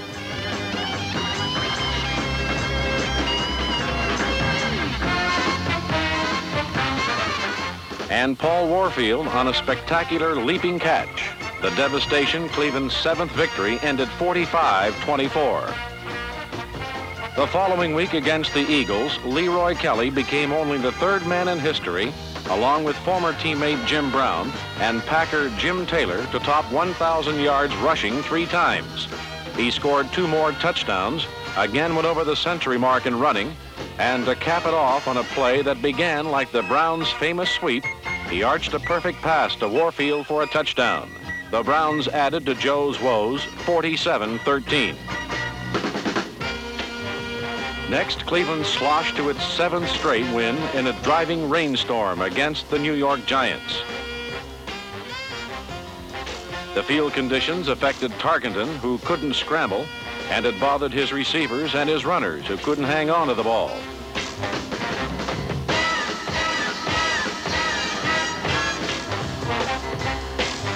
It even got to the Browns on occasion. But it had little effect on fleet Paul Warfield, who hauled in 6 passes and skipped through Giant defenders all day.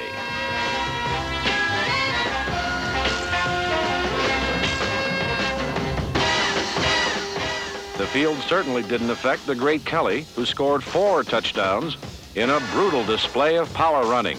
Kelly captured the league scoring lead in the 45-10 burial of New York.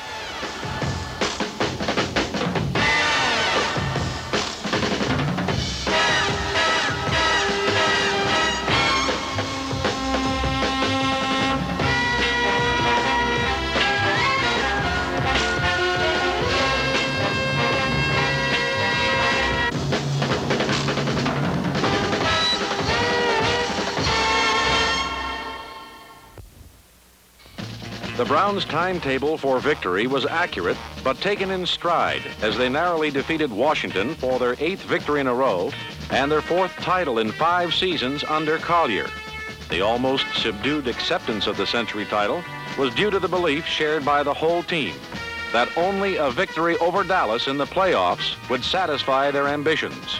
For a young team that was supposed to go nowhere, the prevailing mood was, "We haven't done anything yet."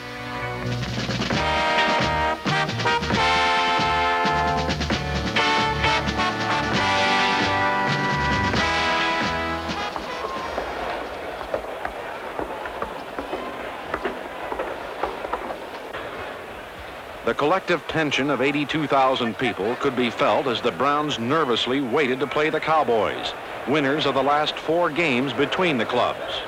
But from the first play, the dramatically improved Browns defense showed it was primed for an all-out effort.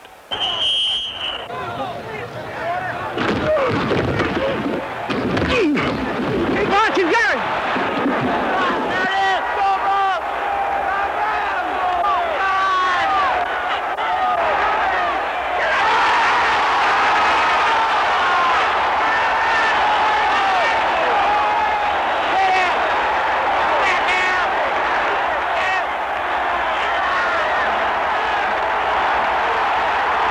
The explosive offense was further bolstered by the return of rugged Gary Collins. Then disaster struck. Chuck Howley duplicated a play suffering Cleveland fans saw earlier this season. It looked like the Dallas jinx would hold.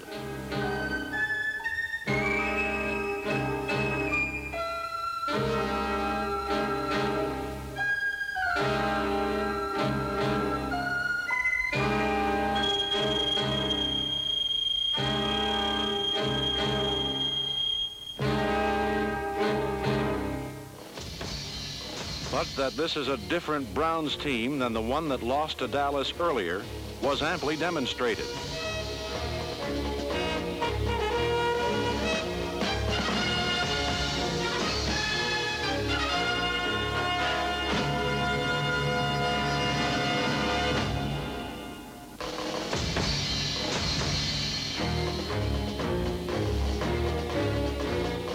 The touchdown pass to Kelly was important because it came before the half. And when the third quarter opened, it clearly was the Browns that had the momentum.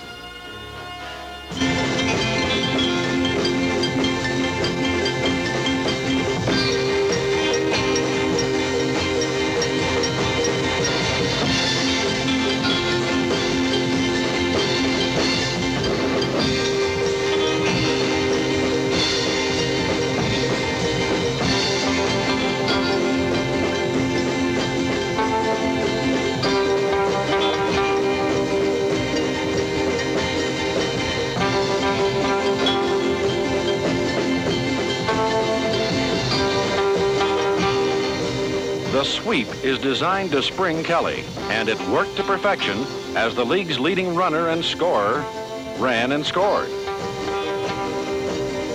In the space of 2 minutes, the Browns had broken it open with a 2-touchdown lead.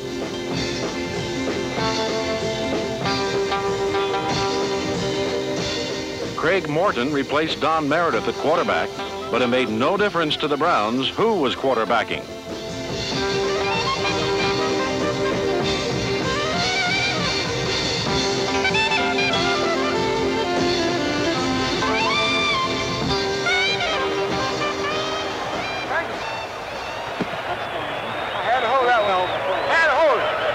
Defense got to win for us. We win. Don't lose your points. Don't lose your points. We win. I'm Landry sick. Landry. I can't feel sorry for him, I swear I can.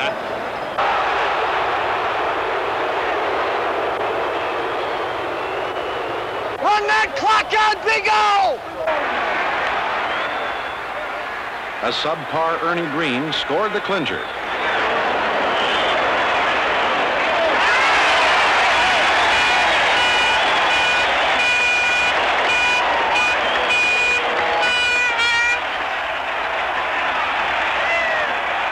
As thousands swarmed onto the field toward the bench, the gun sounded. The Browns were now champions of the Eastern Conference.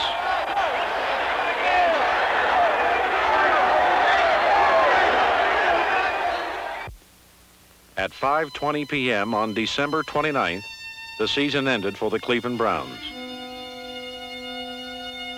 A twisted goalpost symbolized their defeat.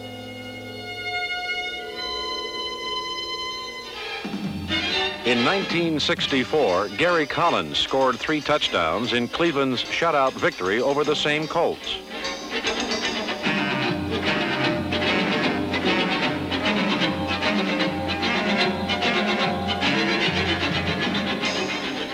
Now it was 1964 all over again, but in reverse.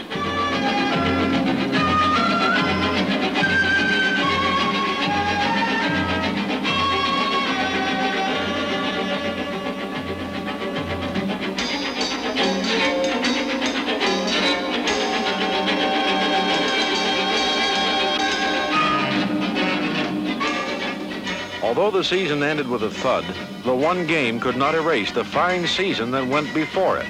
The Browns were a young team that should be even better.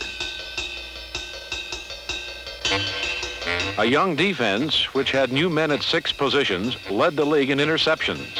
They were alert, aggressive, and opportunistic.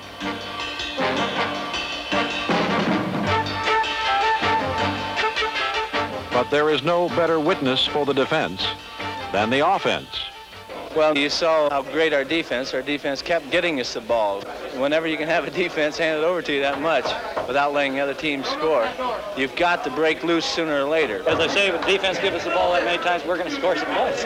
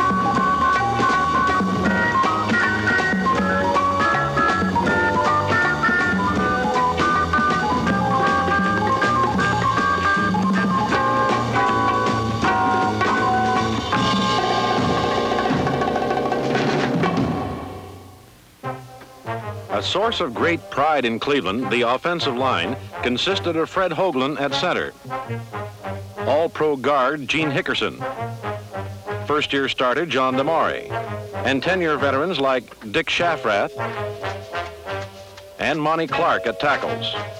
This group led the league in protecting the passer. Tommy McDonald lent spirit and experience as a replacement for Collins and Eppie Barney. 26-year-old Milt Morin is the biggest, most effective tight end in Browns history.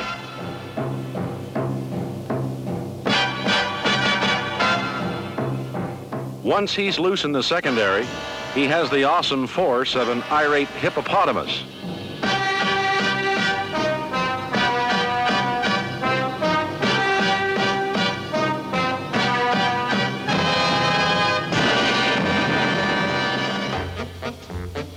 At split end, the smoothie from Ohio State, Paul Warfield, had his finest year since his rookie season. Warfield's precision and fawn-like grace make him a pleasure to watch, but a disaster to catch.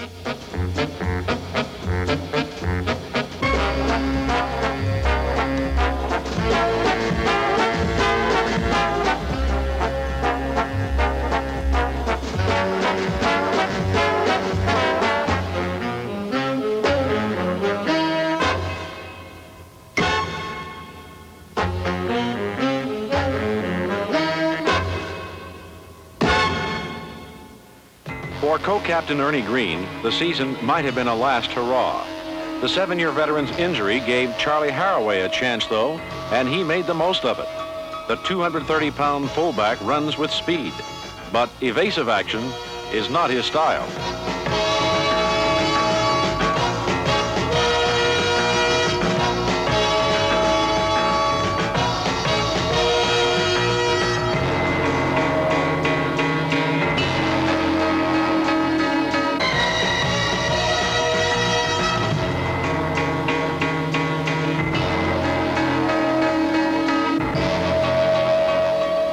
When you talk about offense in Cleveland, you're talking about Leroy Kelly. The league's leading runner and scorer has the fastest start in football. He's a dangerous receiver, too. But the greatest testament to Kelly is simply to watch him run.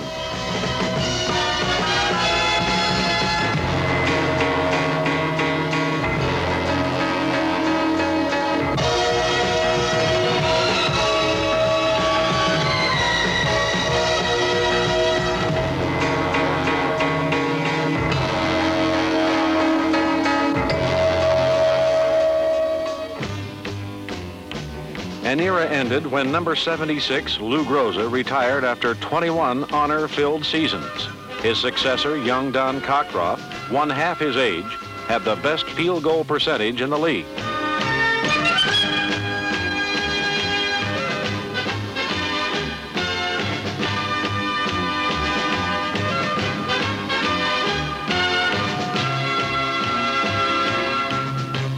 These are the 1968 Browns, and this was their year for youth. They had the qualities that meant the difference between success and failure: tradition, talent, loyalty, determination, unity, and unselfish teamwork. They are young, and they are winners. Everything is ahead of them. Have confidence in this football team. Our football team is a young ball club. All of us are young. The oldest guy we got is 26, and I'm 24. So we got a long time to get together. Well, actually, we have a, real young team. I think we have the second youngest team in football right now. Next season, we're looking forward to. We had an awful young ball club, and I feel that we'll improve. I think we have the making of a great ball club because we learned, not too long ago, that we have perhaps the second youngest team in the National Football League. This could be and shall be one of the great Browns teams of many, many years, if not of all time. We are all very grateful for the season. Next to the Atlanta Falcons, we're the youngest team in pro football, and our future is ahead of us, not behind us.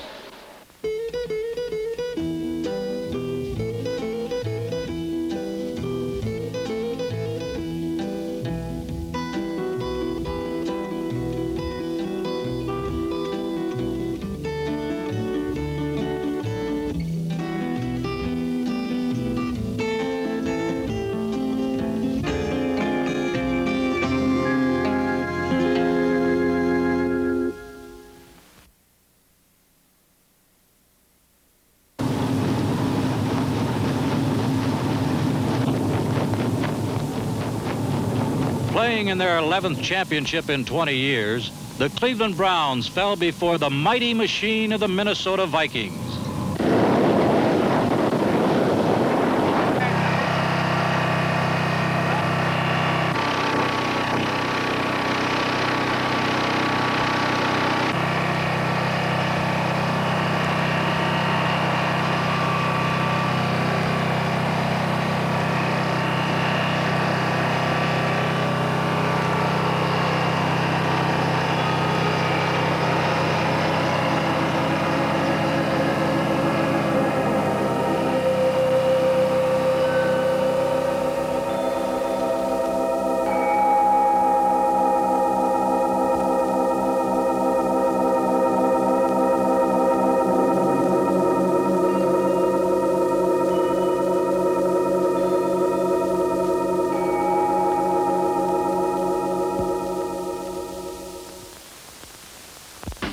Cleveland's season opened in Philadelphia with some huge question marks. Ernie Kellerman had a broken thumb, and Ben Davis was out for the season. Ernie Green had retired because of an injury. And the indestructible Leroy Kelly was hurt. So the famed Kelly-Green combination was sidelined. The men on the spot were number 26, Reese Morrison, and number 30, rookie Ron Johnson. But Kelly and Green were barely missed as Johnson exploded for over 100 yards and 2 touchdowns against the Eagles. The big surprise was Reese Morrison, who behind crack blocking continually broke away.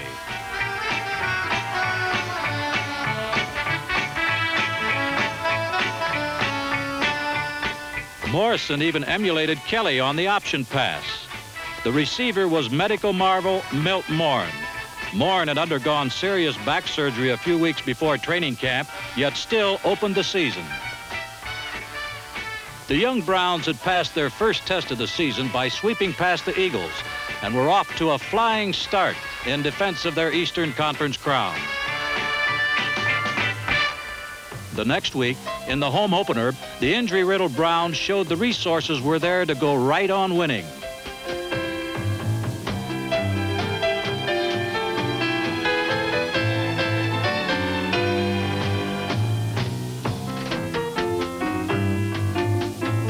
With 90 seconds remaining, Cleveland trailed by 3 points.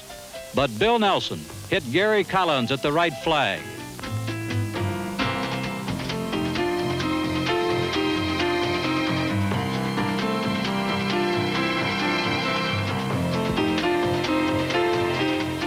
In a 27-23 thriller, the Browns had beaten the clock, the Redskins, and their old nemesis, Vince Lombardi. The mark of the good teams is to survive injuries and continue to win.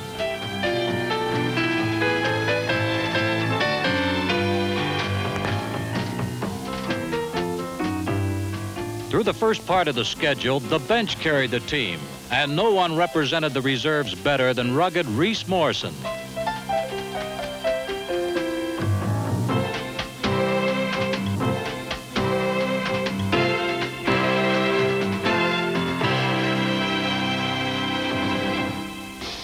In New Orleans, the Saints provided a unique show and gave up the ball constantly as the Browns' defense intimidated their receivers and quarterback Billy Kilmer.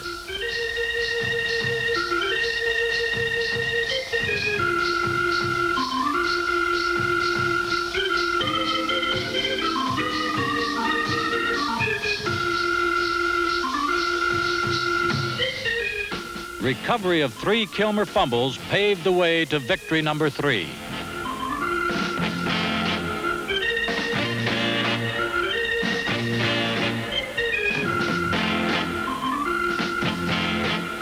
The next Saturday night, in a wild game against the Steelers, the Browns made Terry Hanratty's debut a memorable one.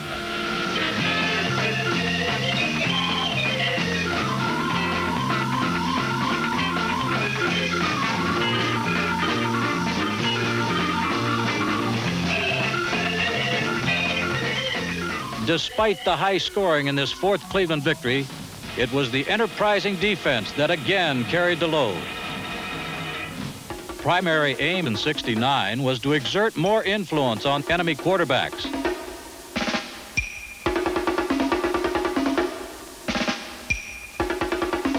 A young front four accomplished that goal.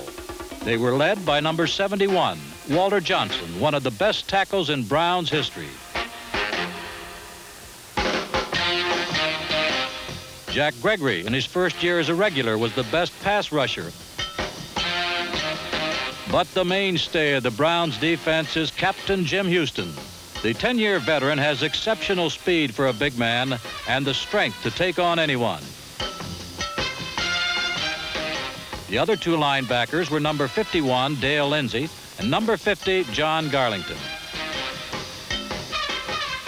Ernie Kellerman returned quickly to form, and Walt Sumner met the challenge of a rookie cornerback, football's toughest position. But the two stars of the secondary were Erich Barnes and Mike Howell, the fastest man on the squad and its leader in interceptions.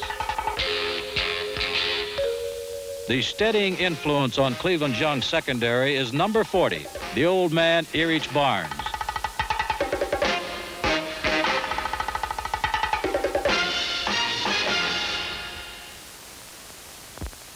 Blanton Collier and the Browns faced their most critical challenge when the undefeated Cowboys came to Cleveland.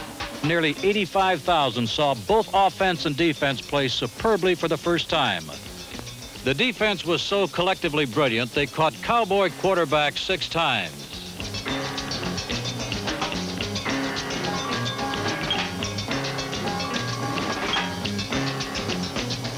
They received a standing ovation each time they left the field.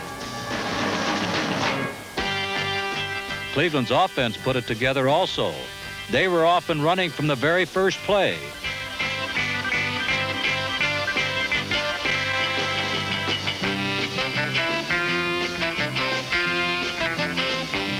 In a masterpiece of protection, the line completely neutralized the Dallas rush and enabled Nelson to concentrate on his receivers.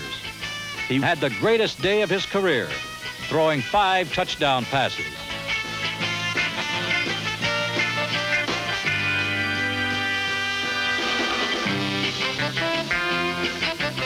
His accuracy so disorganized the Texans that when he hit Collins and Glass for touchdowns, no one was near them.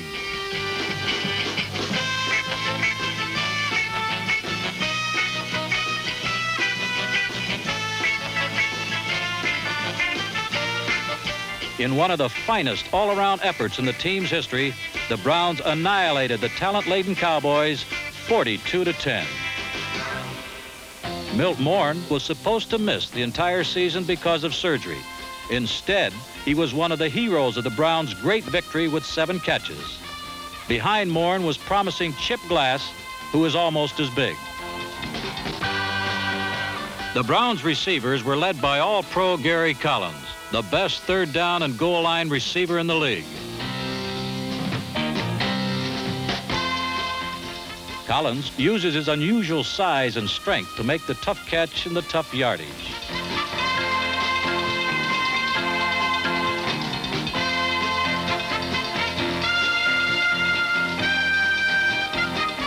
When Cleveland needs 6 points, it's usually Gary Collins who gets them. Every 4th catch he has made has been a touchdown.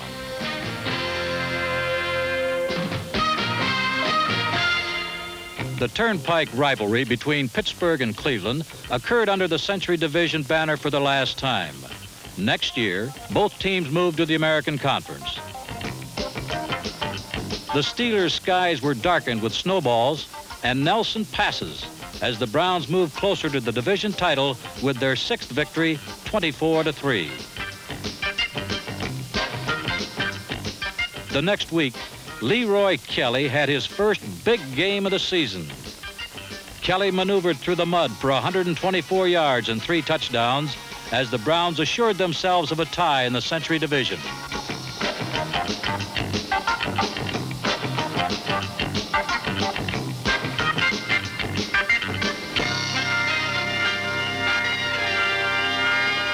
This was the year the rushing reign of Leroy Kelly ended. Because of his injury, it took him a while to get going.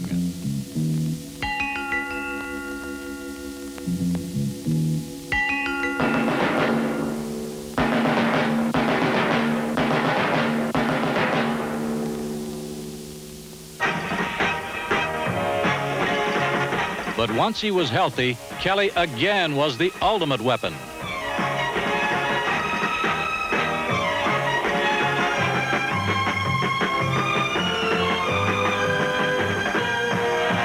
Despite missing considerable playing time, he gained over 800 yards and continued to be Cleveland's finest all-around player.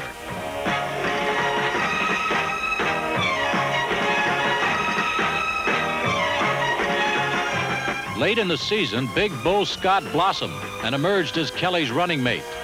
The fullback proved to be a natural option runner and fit beautifully into the Browns' offensive philosophy.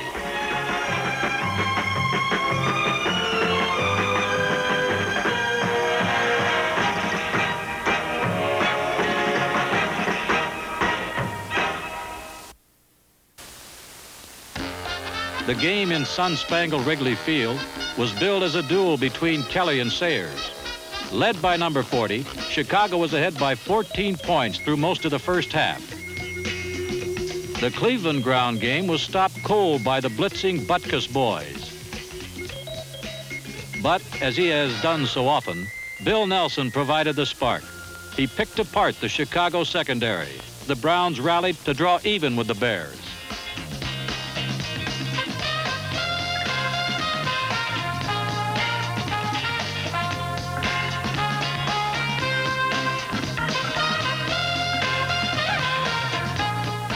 Late in the game, Nelson hit chipped glass in the end zone for the winner.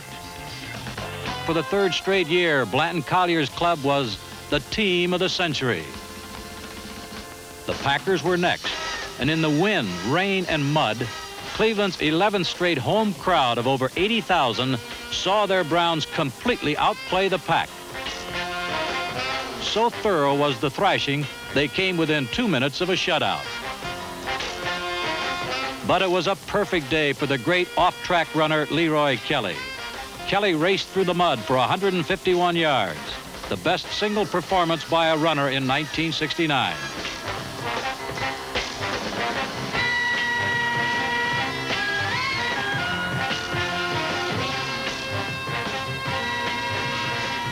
Cleveland's first score came on a great kangaroo catch by Paul Warfield.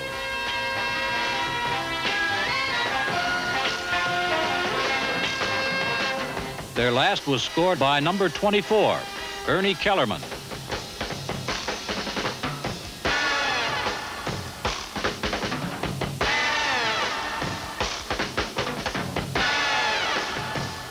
His face reflected the joy of a first touchdown in the pros.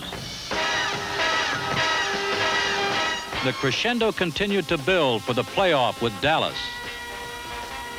The next week in St. Louis, they got victory number 10, their 5th straight, as Nelson and Warfield combined on the Browns' longest touchdown of the year.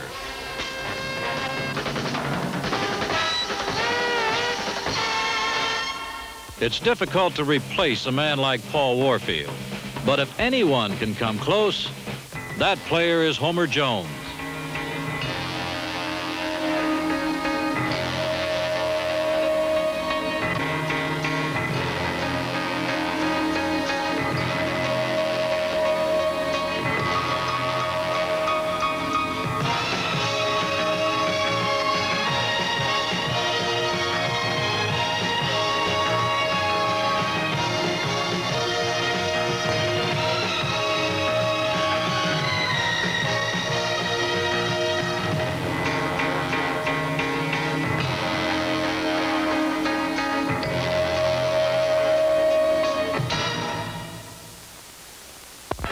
Wing post, on one, ready, break.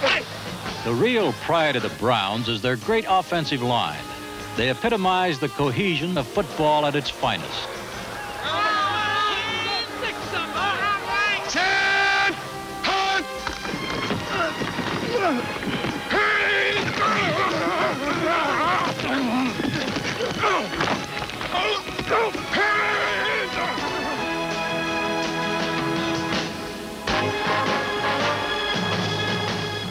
The center is Fred Hoagland, a starter since his rookie season 4 years ago. One of the tackles was number 73, 11-year veteran Monty Clark, now retired.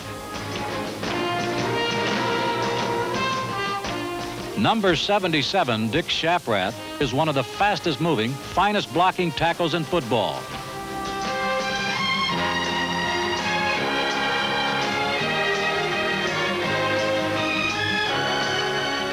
At left guard is number 65, the baby of the line, John DeMore, who proved for the second season he fits the Browns' tradition of quality guards.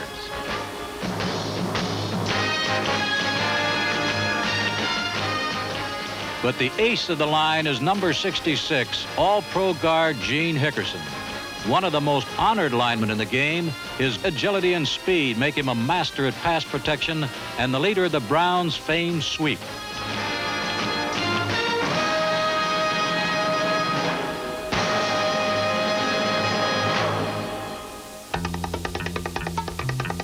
Important as the ground game is in Cleveland, the theme of the offensive line in '69 was protect Bill Nelson. Nelson was trapped less than any starting quarterback in the league. But no one can be spared the hazards of pro football, and Bill Nelson took the punishment of his profession.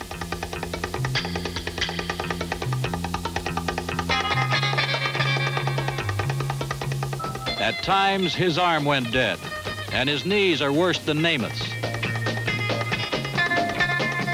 In spite of this, Bill Nelson prevailed.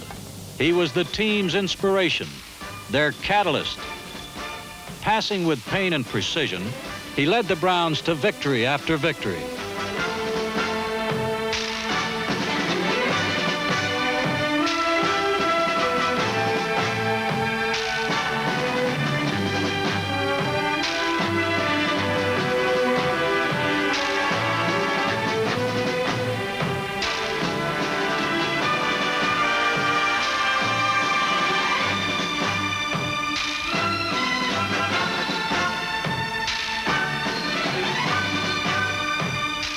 Since Nelson replaced Frank Ryan on an October night in 1968, Cleveland had won 20 of 25 games under his direction.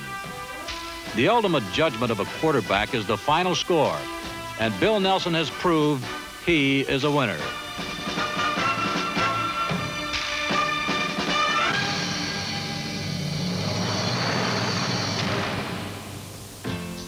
Through their 2 decades in the NFL, the Cleveland Browns have established themselves as the most consistently good team in pro football. As their 20th year drew to a close, winning as a way of life had made the Browns the most successful franchise in the game.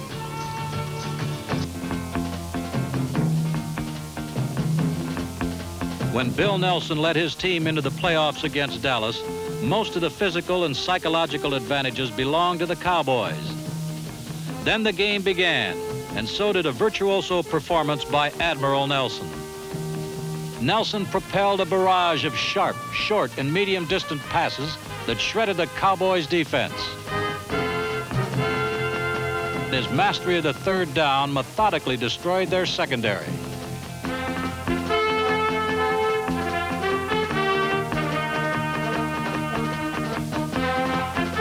All of the Browns' receivers caught the ball at will, but the biggest burr under the Cowboys' saddle was Paul Warfield, who slanted and sliced his way with 8 Nelson passes.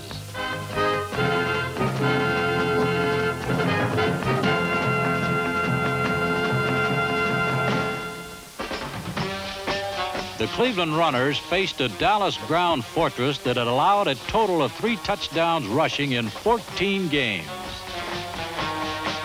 Leroy Kelly and Bo Scott matched the total in 1 game.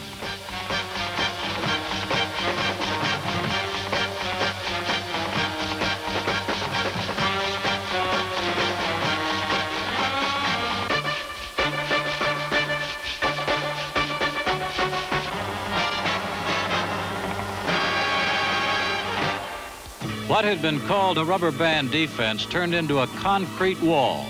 Calvin Hill was held to just 17 yards.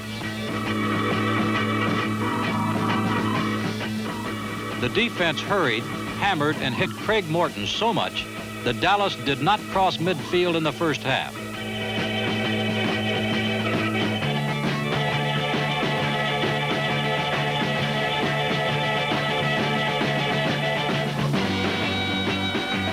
The crowning indignity occurred for the Texans when their kicker completely missed an onside kick.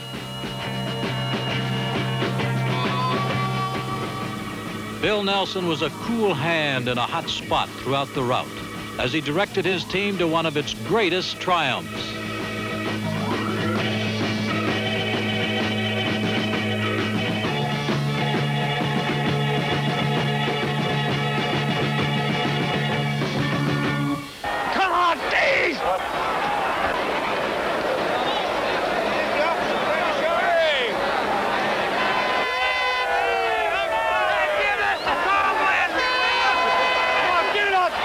If you stop him again, let's get Jerry in there. Where's Mike Hall? Mike! Mike up the corner, and who else? Put D in. D Brown! Good job, D. Nice protection. I don't think it's here yet, but we close. We got it close. We got this far last year in blue. Right. Let's don't blow it We again. got to get it now. We're not going to blow it. We got to go now.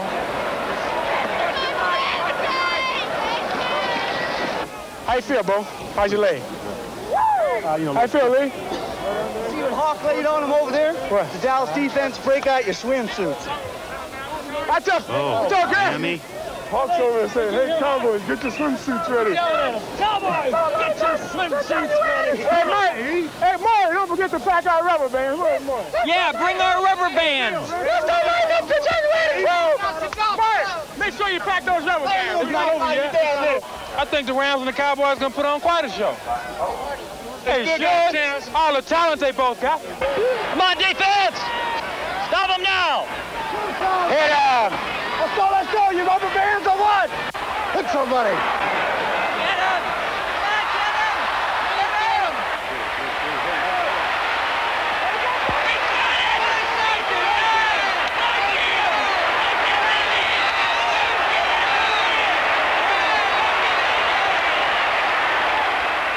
I can't throw it in this wind. We're going to have to double cross it. Can you go by him or not? Is he sitting there or what? I can't throw it in this wind. Cover wing. Cover him. All right, how about it? Get to him. Get him. Come on, sit him.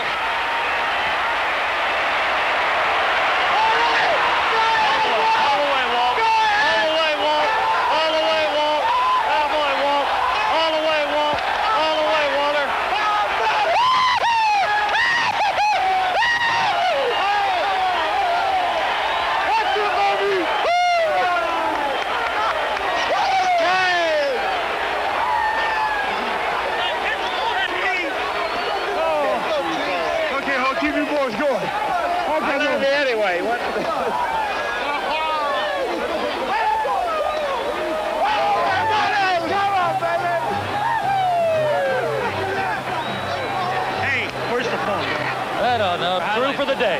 Through for the day. Everything's beautiful. Cleveland had won the conference title in one of the greatest victories in their 20 successful seasons in the NFL.